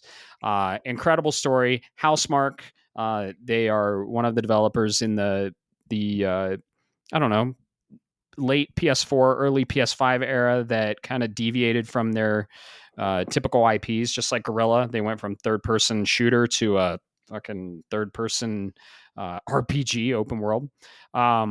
But Housemarque did the same. They were known for kind of arcade bullet hell, top down, twin stick sometimes shooters. They went to a third person story driven rogue like bullet hell third person shooter. When you die, you come back to life for some reason. It is explained eventually. But you play as Celine, you crash land on this planet Atropos, and yeah, enemy design top tier, just gameplay amazing. There is co-op.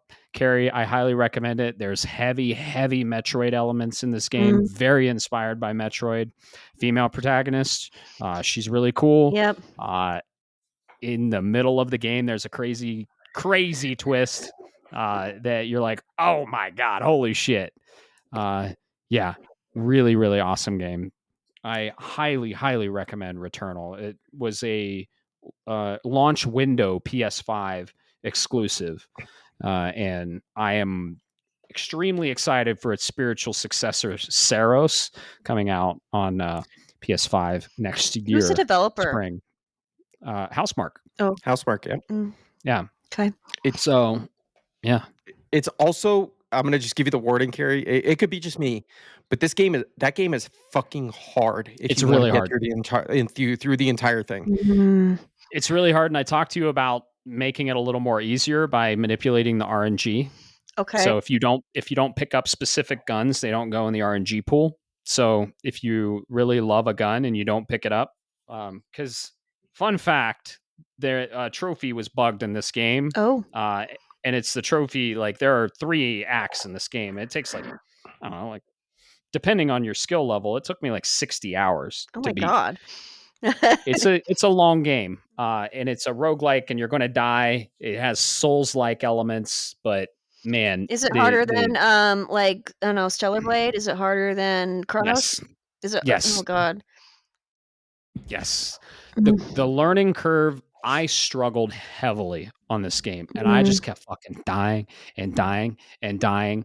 But then when you hit that apex, when you go around that learning curve, everything just clicked, and I was clearing the game I cleared it like 6 times in a row Oh my god. without dying. It was crazy. Okay. Like the learning curve click was one of the craziest experiences I've ever How had come in a video game. you recommend these games to Ryan that you know he's going to rage quit and he always does. It's for my entertainment purposes. Okay, so he got can it. stream them and rage quit, and I can laugh at him and point and laugh. And be like, no, I hear you.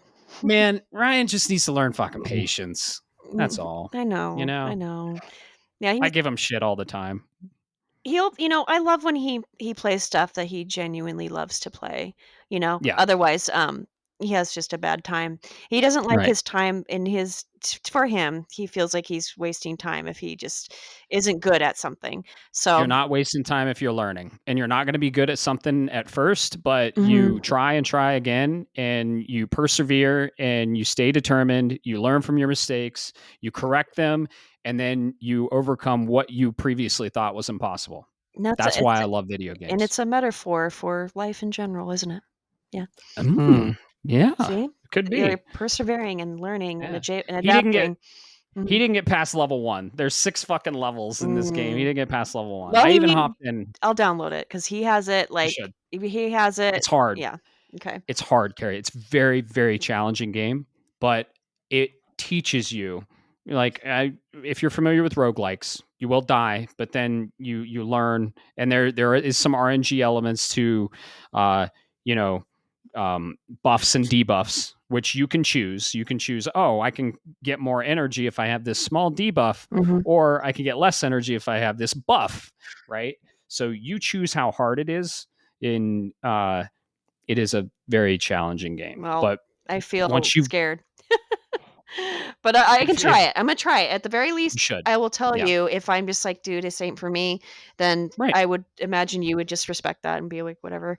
But, absolutely, like we all have our absolutely. stuff that we like, but I'll try It it. took me it took me about 10 hours to get past the curve. Fair enough. Yeah, but I love Housemarque so much, and I love the gameplay, and I was having fun, so I powered through, and Fair enough. the level design, awesome. So yeah, number 2 was Resident Evil 2 remake, which we will get to with Bob. I Okay. mean, it's Resident Evil, Well, we right? will So have a lot to go back and forth with that. Absolutely. right, Well, do you want absolutely. me to give my number 1? That's, like, We are at number 1. stupid Number obvious. 1. Number 1. Okay. Yes. Well, Yep. number 1, like, beat all the odds, as we all know. I adored the Silent Hill 2 remake. To a T, scared the Mhm. ever-loving shit out of me. I never thought that 2 would scare me ever again, and it most definitely did. Like, it took what 2 did and made it ever so just added to it. Just definitely respected the original. There were some bits very minorly, like, say, there's a lot of people that didn't really like, say, Maria, for example. If you look at the original Maria, some people are like, "What the hell?" Like, I guess they just didn't like her casting or something like that. She's okay, but, I do see where people are going with that. Like, Maria from 2 was very sensual in the original. She was very interesting. Um, it's really fun to play too. I realized the other day when I was playing it, for Cronos, I turned off, aim assist because that Mm. I turned it off. I don't know if you played it with aim assist or not, Matt. I'm gonna assume no. Did you? Uh, I didn't look into it. Is it off by default? I think it might be on by default.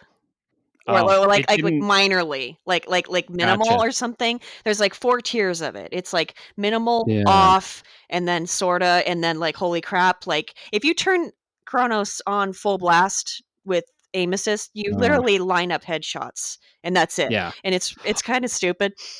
Ew. Yeah. No, I didn't play. I definitely didn't feel affected by the aim assist, and that's Okay. usually what I'll do. I'll play it, and if I feel like it's snapping too much, Yep. um, Mm. yeah, I didn't feel like it affected me too much. But I didn't have it. I didn't mess with it. So whatever default was. The reason I bring it up, I shut it off on Chronos because I really Mm. wanted to with what I was doing with the charge, like, I just felt it Oh was yeah. more natural to me to not have aim assist. But Right. when I played Silent Hill 2, I left the default minor aim assist on, and I'm glad that I did, I guess, you know? Um, that game really started you better make sure you don't miss, you know? Yeah. You don't wanna miss when you're playing that Silent Hill 2 because you will your ammo is extremely scarce, just like it is in, Chronos, except, it's, like, not as bad as Chronos, I would say. But it did some really great new things with, when you have going back and forth between melee and your shooting, you always have your melee weapon like at the ready. Like all you have to do is hit R2, and then if they're close enough, just give them a couple of whacks, and you can save your ammo and dodge a little bit. The dodge mechanic is a new thing, um, as well as just pulling out your pipe or your plank, whatever the hell you have. Um, so I liked that it was. How do I put it? I liked that aspect that you didn't have to go into the menu and then pick what you wanted to equip and then come back out. Like you pretty much Mhm. were hands off of the menu, and it was really streamlined for that. There's very minimal stuff on the main screen as far as like all you have there is your ammo count, and that's it. It Mhm. felt very immersive, and Kronos did the same thing. So they learned a lot from Silent Hill 2 Oh yeah. remake for Kronos. Not like Oh big yeah. big time. There's so much that I see in it. Now, 2, do I have my oh, yes, I do. Okay, here's Xbox, original Xbox of Oh. Restless Dreams. Restless Dreams was the original of 2, obviously, but then also like an extra scenario with Maria. And Very it cool. was a great little addition. It was just like an extra 2 hours of play, like of what she was doing before she met James. Which I don't think they're gonna do for DLC for 2 remake, and that really bums me Oh, out because it's been so long. It's been like a year since it's been out, and the voice actor, the voice actor and actress for Maria, she recently was streaming it on Twitch, and someone asked her, "Hey, is there something going on with this?" And she said, "I haven't recorded anything new for it, so they may Mm. not." And that's such a bummer. Like, why do you have to? Whatever. I was really looking forward to seeing that, but anyway, right. um, one thing that 2 remake did that was very special was every interior area. Well, let me back up here. Matt, you played the original of 2, correct? And Bob, did you? Didn't beat it. You didn't beat it. Okay. Bob, Played what it. have you played of 2? The original and the remake? So I beat the original. Okay. And 2, this is how small of bites I have to take on it. I'm at the I am literally in the middle of the apartments Okay. right now because that game Silent Hill 2 remake put such an atmosphere in place um that it sets my anxiety so high that I have to put it down, otherwise I'm going to have a mental break. I hear you. Um they did it that That well. fucking good. Yeah. That mastercraft, really. It's like it is the crown jewel of survival horror anymore for me. But one big thing that they did, which I was not expecting, was the all of the entirety of the insides of buildings, which were really highly recognizable if you've played through 2 1,000 times. You know those layouts. They completely changed them, and they like not even the same place. Period. It is very detailed. Every single room is laid out like really naturally and beautifully. Like it doesn't. It almost in hindsight doesn't make any sense. Like the original Hmm. layouts for some stuff in 2.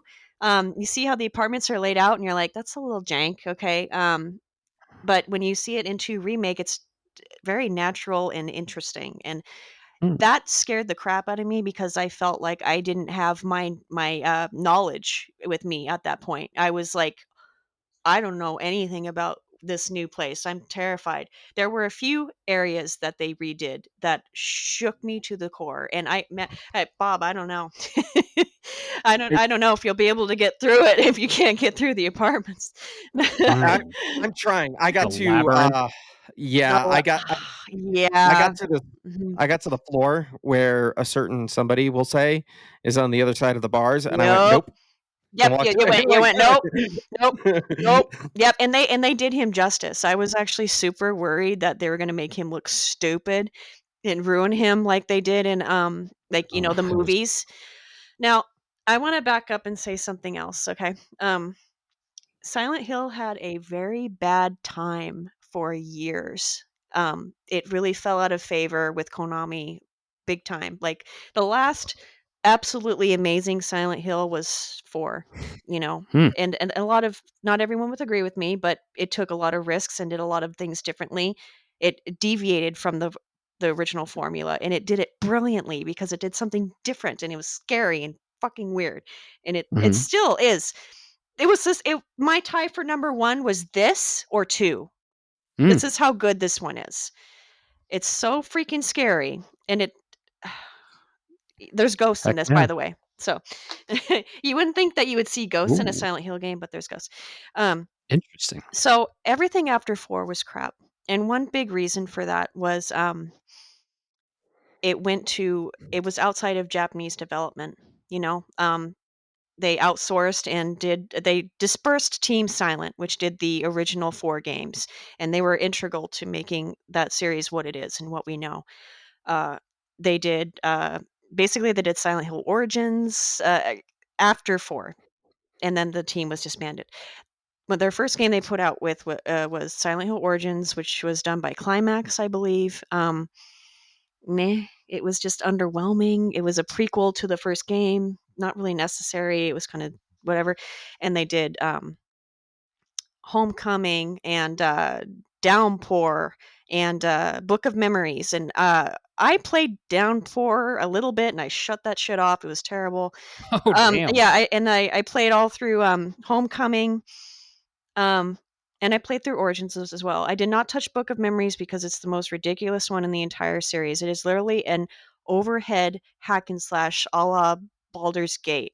It's like, why do you Oh my why do you gosh. do that with Silent Hill? That's a stupid decision. It was bizarre. Money, I guess. Yeah, money. And Konami really went off the rails with taking care of one of their flagship, like the flagship game, like survival horror game that stood up to Resident Evil, like it's pretty darn close, as far as like it happened with a lot of their IPs, it unfortunately. really did. Yeah, Konami did so many missteps, and thankfully But it sounds like they're coming back. They are. And F was good. F was great.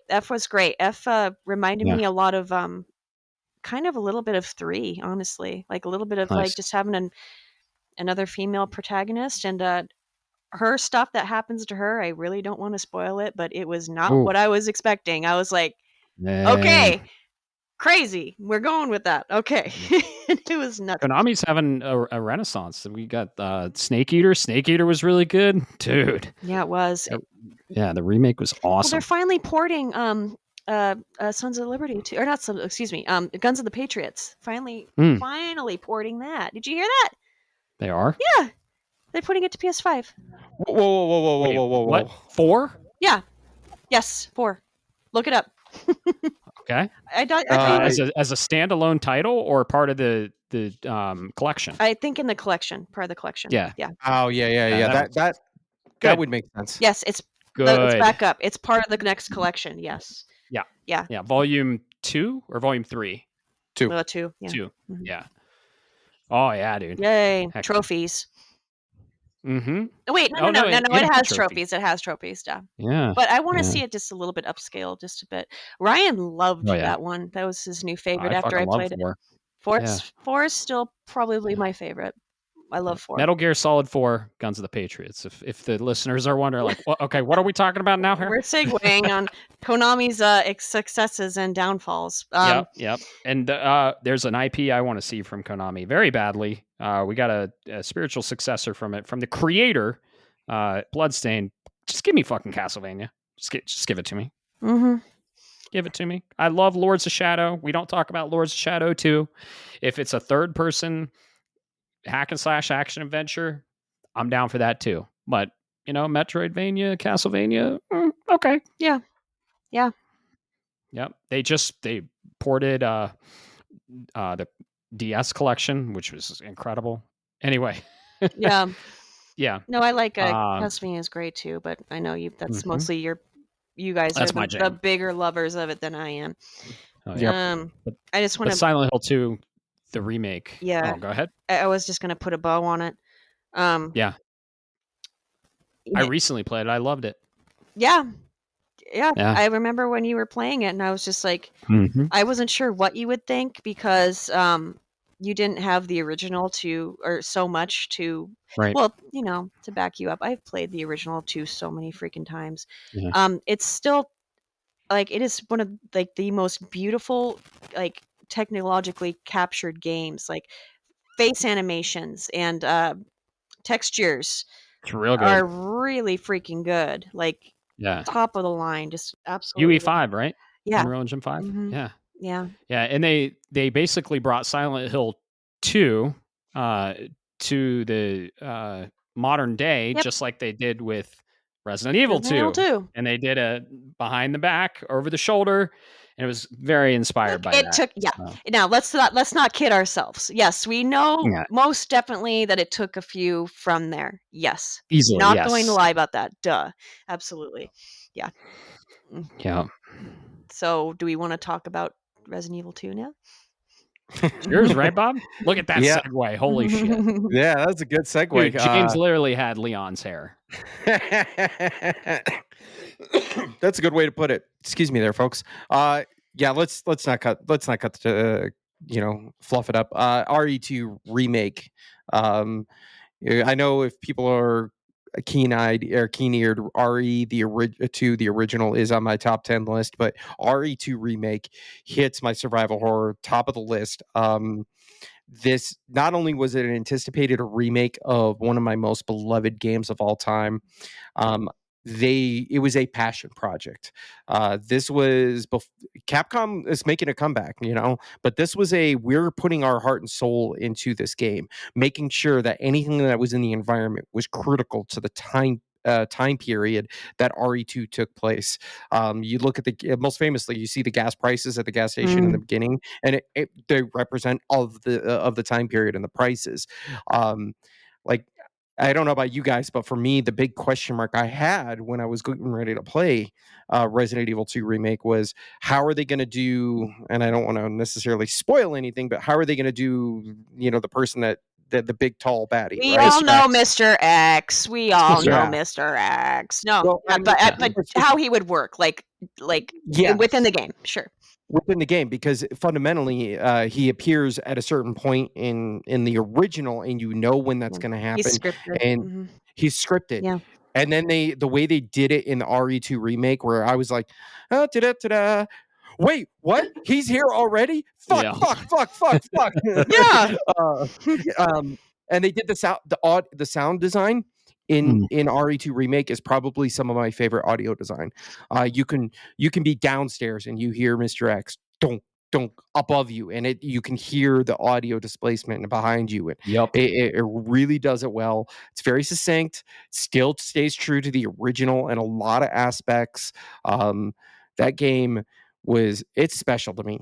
Sure. And it's really, before they gave Capcom, if you guys remember this, before they gave you the ability to purchase certain items through DLC. Yeah. The vanilla base of that game to get a platinum was really tough. Really tough. I don't have it because of that. Yeah, same here. But yeah, that Leon is my namesake. What can I say? And in fact, my youngest, their birth name is Claire. Like, this is how much I love Resident Evil 2, and to have that culmination, it's a great focal point in the story, or inflection point. It was still before we got into the RE4, kind of RE3. You saw a little bit of that transition where it become more action oriented, but this still kept a lot of the old horror elements from RE1, but didn't give you the cheesy lines that you would necessarily get, like Jill sandwich or I've got this, as Barry's holding up his Magnum pistol, right? Yeah. Dude, I have this. Yeah. Right. Leon has some cheese though.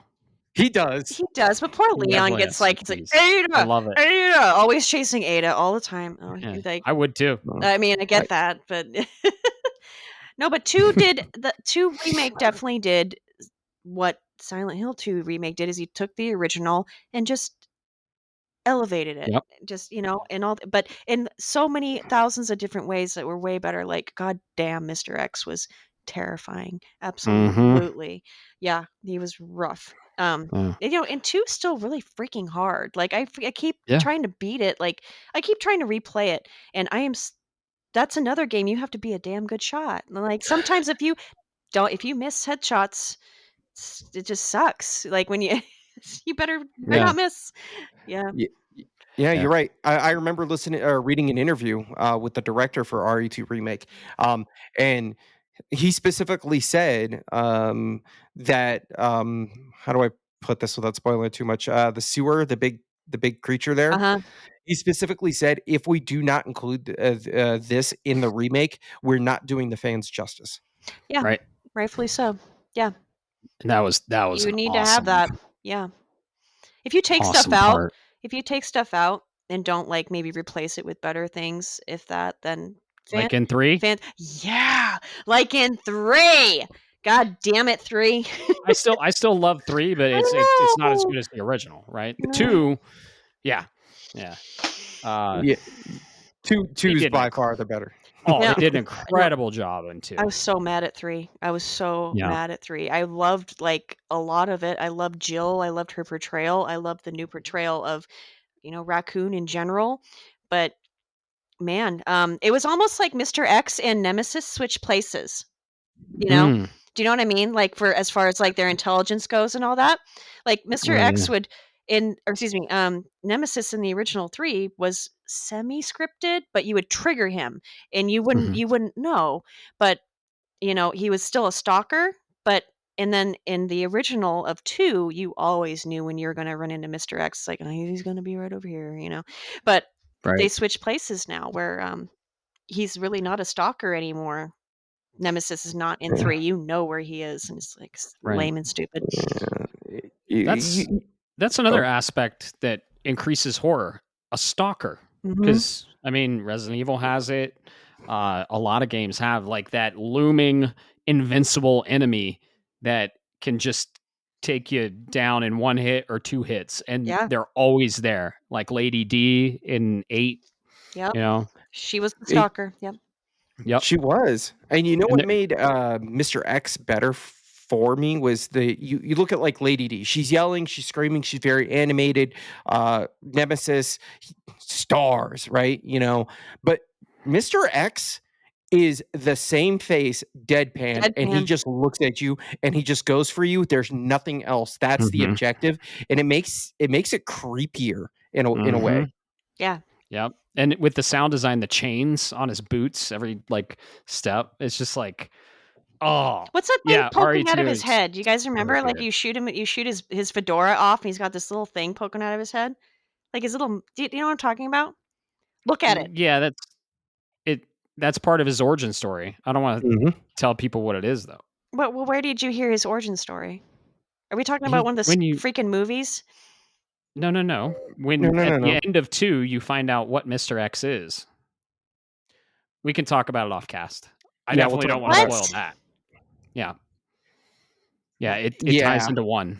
Yes, it does. I guess I must have had a stroke and I don't remember anything. Oh my god. So 2 is it was number 2 on my list, Resident Evil 2 remake. I loved it. Leon's my boy. He's one of my favorite video game characters, up there with Cloud and Link. He's just so awesome. This is his origin story. He's so young in this game. Starts at the gas station, goes to the RPD, the iconic RPD. And Resident Evil 7, damn, does it have a lot of nods to 2. And boy, oh boy, if my boy Leon shows up, old man, like Chris did in 8, man, I still think it's going to happen. But apparently we might get Barry. Who knows? Barry! Barry already had his comeback in the second Revelations game, so I don't know. Yeah. I guess, but that's his gun. That's a theory. That's a theory. Right. Yeah, I just don't know. But to satisfy the fans, everybody loves Leon, which I get that, you guys. I really do. He just had a remake, though. I don't know. Jill's cool too. I really like Jill. I love Jill a lot. Dude, if we got a game with Leon and Jill, ooh. Yeah. Be awesome. But in a way, they're almost not really connected as characters, though. It's not like their stories intersect. Well, and we're not talking about theories. Okay, go ahead. Mm-hmm. There are theories that all the protagonists of Resident Evil are connected. Okay, in some but way. that was from that freaking movie, though, dude. That was from the movie. That implied it. But yeah. No, so not to be the super nerd, but I'm going to do this anyway since you guys had brought it up. Actually, let me see. Actually, everything is absolutely connected, and this is not canon in the games, but it is in my heart because there is an entire book series with spin-offs.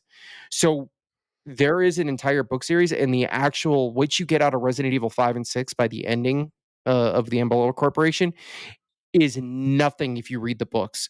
And I can say it this way because it's not technically not canon. But the Umbrella Corporation is owned by a certain family for games preservation of story. I'll let you guys figure out that in the background. They're technically the ones that have been in charge of the entire thing the whole time, and it's not just Raccoon City. There's an entire book out on the Northeast coast. There's one that's on the northwest side of the area. There's one that uses Rebecca Chambers. So they're all interconnected in a very big, very, very big and real way. Very cool. Now I'm gonna.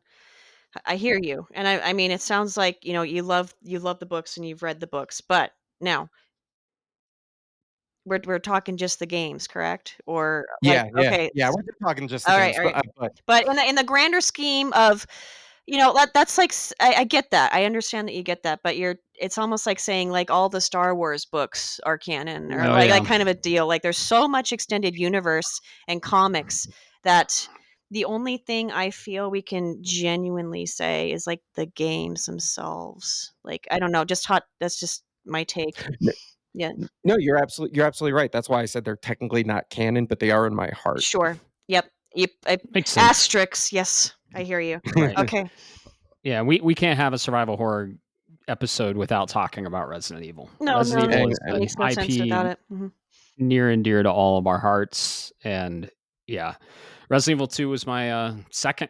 Resident Evil 2 remake specifically. I had a blast on that game, and they basically melded 2's story, atmosphere, and writing with 4's over the shoulder gameplay. Yeah. And it fucking was brilliant, and I love it. The tank controls are a little hard to digest, and putting it over the shoulder, third person, was just an incredible creative decision, and I'm so glad they did. So, yeah, It was universally appealing in that regard. Like it was accessible in that way. Absolutely. Yep. Mhm. Yeah. Awesome pick. And awesome pick on your number one too. Sure. Silent Hill 2 remake. I fucking love that as well. Just incredible games. Does anyone know my number one? I'm gonna say it's Resident Evil 4 because you love Leon so much. I'm just kidding. No. What? Am I wrong? Really? Yeah, I said one game per IP. I guess I Knows my number overlooked one, that. huh? No, wait, hold on then. Now I have to really think about it. I know it. You Can I know co- it. Don't say it. I I'll say it. I was going to say I only know it, and I purposely it's not on my list for a reason. Let's leave it like that. It's a PS5 game. What? It is a PS5 game. It had a remake on PS5. Yes, it's originally a PS3 game. It is an incredible survival horror published by EA, made by Visceral Games, and Am I gonna feel real stupid? Oh Dead yeah, Space. of course. Yeah. Dead Space. That's awesome. Dead Space, number one. All right. I didn't realize that was your number one. Wow. My very favorite. It's one of the reasons Cronos is in my list, because it was Fair enough. heavily inspired by Dead Space. I'd say Cronos was Dead Space was its biggest inspiration. Sure. Honestly, did you play Dead Space? I played the original Dead Space back on 360. That was okay. Yeah, it was 360 PS3. Yep. Please go play the remake. Yeah, I will. The remake is my favorite. Dead Space the remake. Watched Ryan dude, play it and he gave up. Remember this game? Oh yeah. The another biggest fear factor is solitude, being alone. Yeah. And not having anyone around you. And this game certainly plays on that. You're Isaac Clarke, you're a miner, and you're on the Ishimura, USG Ishimura.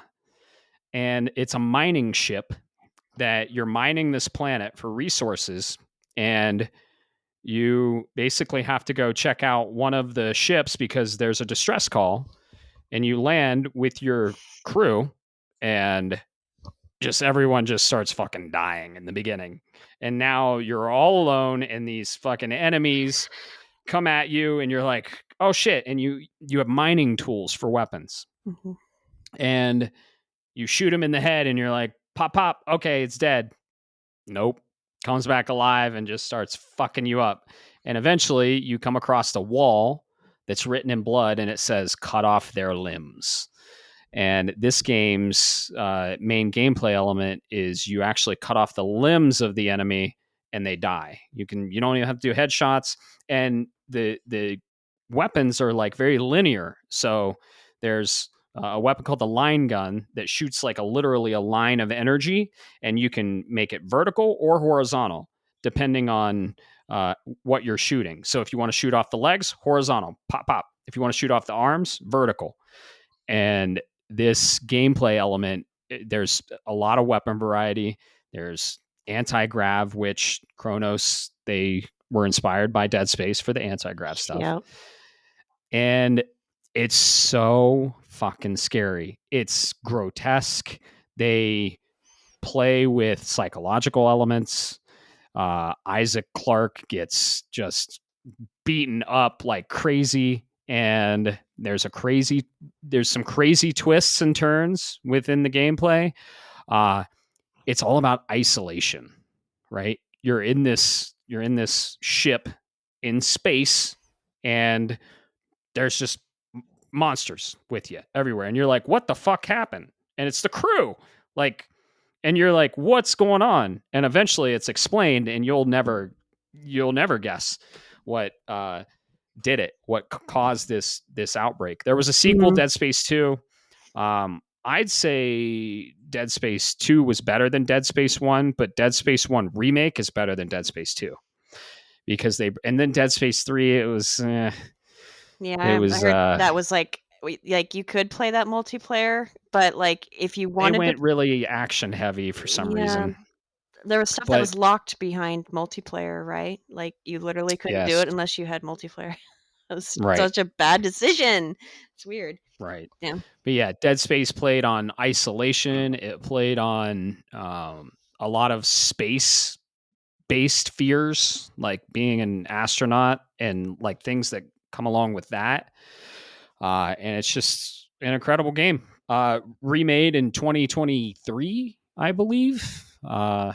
And yeah, runs beautifully.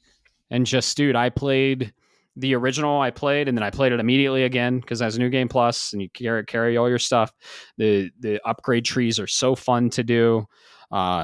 There's like secrets in every nook and cranny. I'm telling you, Carrie, Cronos is heavily inspired by Dead Space.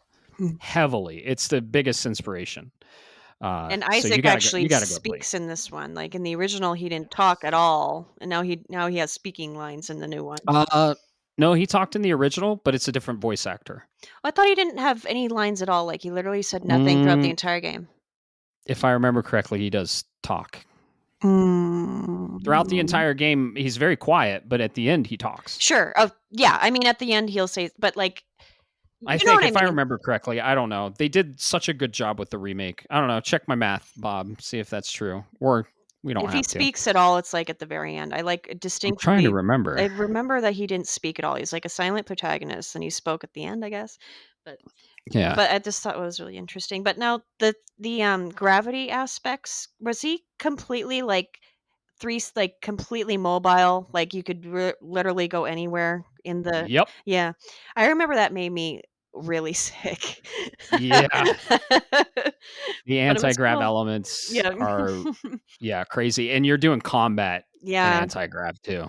And like the enemy design changes because there's no gravity. So like different shit comes out now. It's crazy. It's my favorite survival horror game of all time. That was not what I was expecting out of you. I really was not. I was not. I was expecting you to say RE4. I don't know. I just assumed. No. I misjudged you.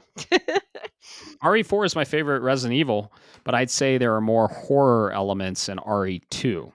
Yeah. And that's why I gave it to RE2. And I could only pick one game from the Yeah. IP. Yeah. So RE2 is my second favorite Resident Evil, but it's the scariest Resident Evil when it comes to survival horror elements. Because Leon's a little overpowered in 4, and there's a lot more action. Yeah. Yeah. So Leon and Claire it's a little more resource intensive and stuff like that. And oh my God, Dead Space. You talk about fucking resource management. Holy shit. Yeah. So All right. yeah. I hear you. Definitely hear you. Yep. Dead Space. Highly, highly recommended. The remake, dude, I think it was on sale on Xbox for like $4 recently. Ooh. Like, that's such a steal. What the hell? Such a good game. Well, I'll check it out. I know. It does deal with religious aspects. I'll just say that right now. Wonder if that might be why Ryan didn't care for it. Oh, well, religion is a villain. Sure. It surely is. Yeah. So yeah. I love when games explore that. So it's fun. I don't want to spoil. So, I'm not anti-religion or anything. I just like when games explore that trope. And it's a merited trope, though. You know, and it's a great, it's a great one to have. Were we still going to talk about like our number one character or whatnot that we wanted to be? The question we can. We're getting a little long, but we can talk about it. We could just say it really fast. We can. Let me just do one more or do honorable mention. We don't have to. If we need to wrap up, it's fine. We will. Okay. No, we will. We were gonna read the question. It's on Nintendo GameCube. It's from Nintendo. I consider it a survival. Oh my God! Luigi's Mansion. That's good. Yeah, that was kind of like a joke one. This can get scary. It can. Yeah, it's got good atmosphere. I would make that argument with you. Right. I want a remake of that. Man, what they could do with the lighting, that'd be awesome. It's better than my honorable mention, dude. I had probably one of the worst video games of all time, and it's the very first game that scared the shit out of me, which is the NES Friday the 13th game. Oh, nice. Yeah. You were able to navigate that map? No, I was 4 years old when I played it. Yeah, that was a messy one. Oh yeah, that's a callback for sure. Yeah. So all our number ones were different. Silent Hill 2 remake, Resident Evil 2 remake, Dead Space remake. They're all remakes. They are. Yeah, but all of the number ones of this cast were actually on my list, which is funny. So, but yeah, those were good choices and a good list. And we love our survival horror games. So, we'll wrap this up with a question we got on Discord. You can write in with your questions. If you go to the question channel on our Discord, Shapes of Gaming, you too can type a question and we will read it on the show. So we've got a lot of good questions, and this one specifically is from Kiowa, and she writes in, if you could temporarily become any character from any video game and experience their world, which character from which game would you choose and why? So this got me thinking, right? A lot of games are in a post-apocalyptic setting or a fallen world, right? I was like, oh, I'd probably be Cloud. Wait a second. Cloud goes through a lot of shit that I would not want to go through, but he's really cool. But he has fucking split personality disorder and he's got PTSD and all kinds of shit. And I was like, okay, maybe not. Okay, how about Leon? No, absolutely not. Right? So made me think. How about what do you guys think? This is a great question, by the way, Kiowa. Very, very good question. Ooh, this is a really good question. So the way I'm framing this, any character from any video game and experience the world. So I can be the character, which means I'm going to have theoretically their powers and in their equipment and things of that nature, right? Right. So based on that alone, Yeah, like you said, I could pick, I don't know, Isaac Clarke, Leon Kennedy, things of that nature. But you know what I think would be really fun? And I'm taking a page from you, Matt. I'm sorry. I know this is your character. I know this is your girl, but I would love to live even as a day as Samus Aran herself. Ooh, To be able to become the morph nice. ball, you're exploring space, you have your own ship. Like Metroid Prime gave us that first person, what it kind of feels like. I think it would be really cool. I don't know. There's something about being in a mech suit and shooting things with a laser beam. Yeah, that's good. She's got the Chozo suit. Ooh. Yeah, absolutely. Turn a little ball and just roll around. I'd be entertained. My ADHD, I'd be entertained for hours just doing that. Definitely. That's good. Huh. I like it. I like it. Fighting the space pirates on Mhm. Zebes. You Very know, cool. I I have a tie for mine because Samus obviously was mine as well. For Oh no. no, Oh no, it no! really was. But I have a backup. Not necessarily backup. It's on the same playing field, and it was extremely difficult for me to pick. And the only reason that I picked Samus because let me tell you, as a little girl, 12 years old, she was my first hero aside from like, She-Ra or Very cool. Supergirl or whatever growing up, but it was Samus. She's still with me to this day, and now I have a big following with, you know, the community in Metroid Database with Ryan. And yeah, Mhm. being Samus is most definitely an empowering thing as a woman, you know. Um, her suit, her history with the Chozo, everything that she goes through. And another thing with the morph ball, I am extremely claustrophobic. Now, Mm. now it's fun though when you have the morph ball because she can just bomb her way out of anything, right? So and then Yes, it exactly. works That's in that true. regard. So She kind of turns to energy too, she right? does. She's Yep. like she's not cramped up in there. No. She just turns to pure Pure energy. energy. Yep, that's how the technology works. So Yeah. apparently, so Samus is very near and dear to my heart for obvious reasons. Um, but if Bob picks Samus, then I'm kind of have to go with Bayonetta. You know. Yep. Hmm. Ooh, good Yeah, one.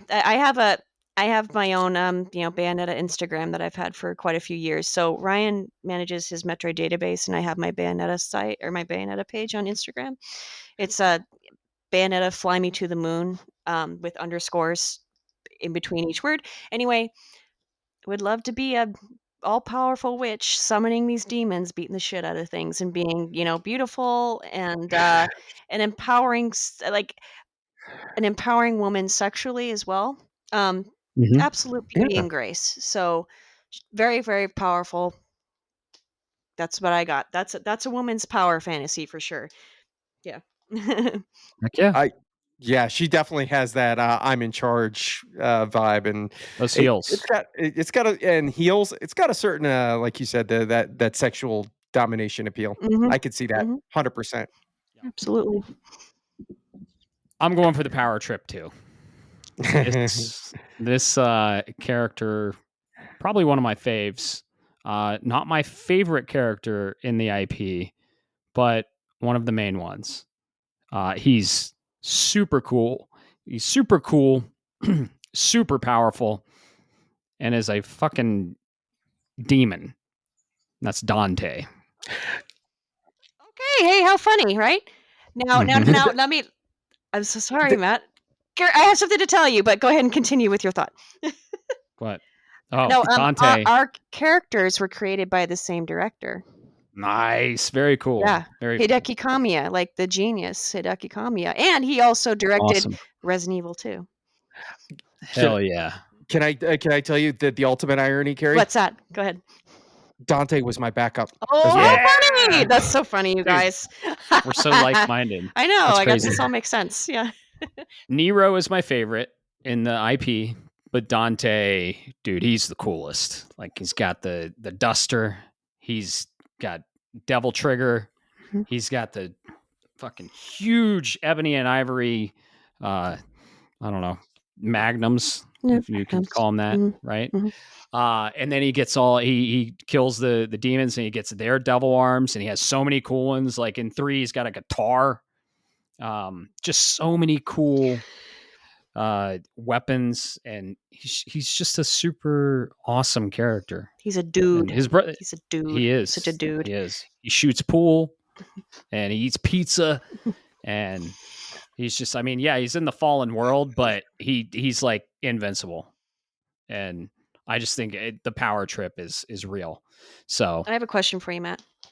What did you think of DMC? The prequel on PS4. Yeah, they made the Ninja Theory Devil May Cry I actually liked DMC. it. I did too. I liked it quite a bit. Okay, that's all I wanted to know. Because Yep, most I guys liked it. hate it. Most No. most people that played the originals are like, "Fuck that Dante, he sucks." And it's not the best Devil May Cry, Mhm. but it was I loved the game. I really liked it, and I liked the concept of like the humans see like soda and malls, and then when you go into the demon world, it's like consume and greed. I it's like love they that live concept. type themes. Yeah. Yes, Mhm. and I think that might not be too far from the truth, honestly. Yeah. Yeah. But yeah, Dante's my pick. He's just so cool, man. And 5, man, I mean, I'd say 4.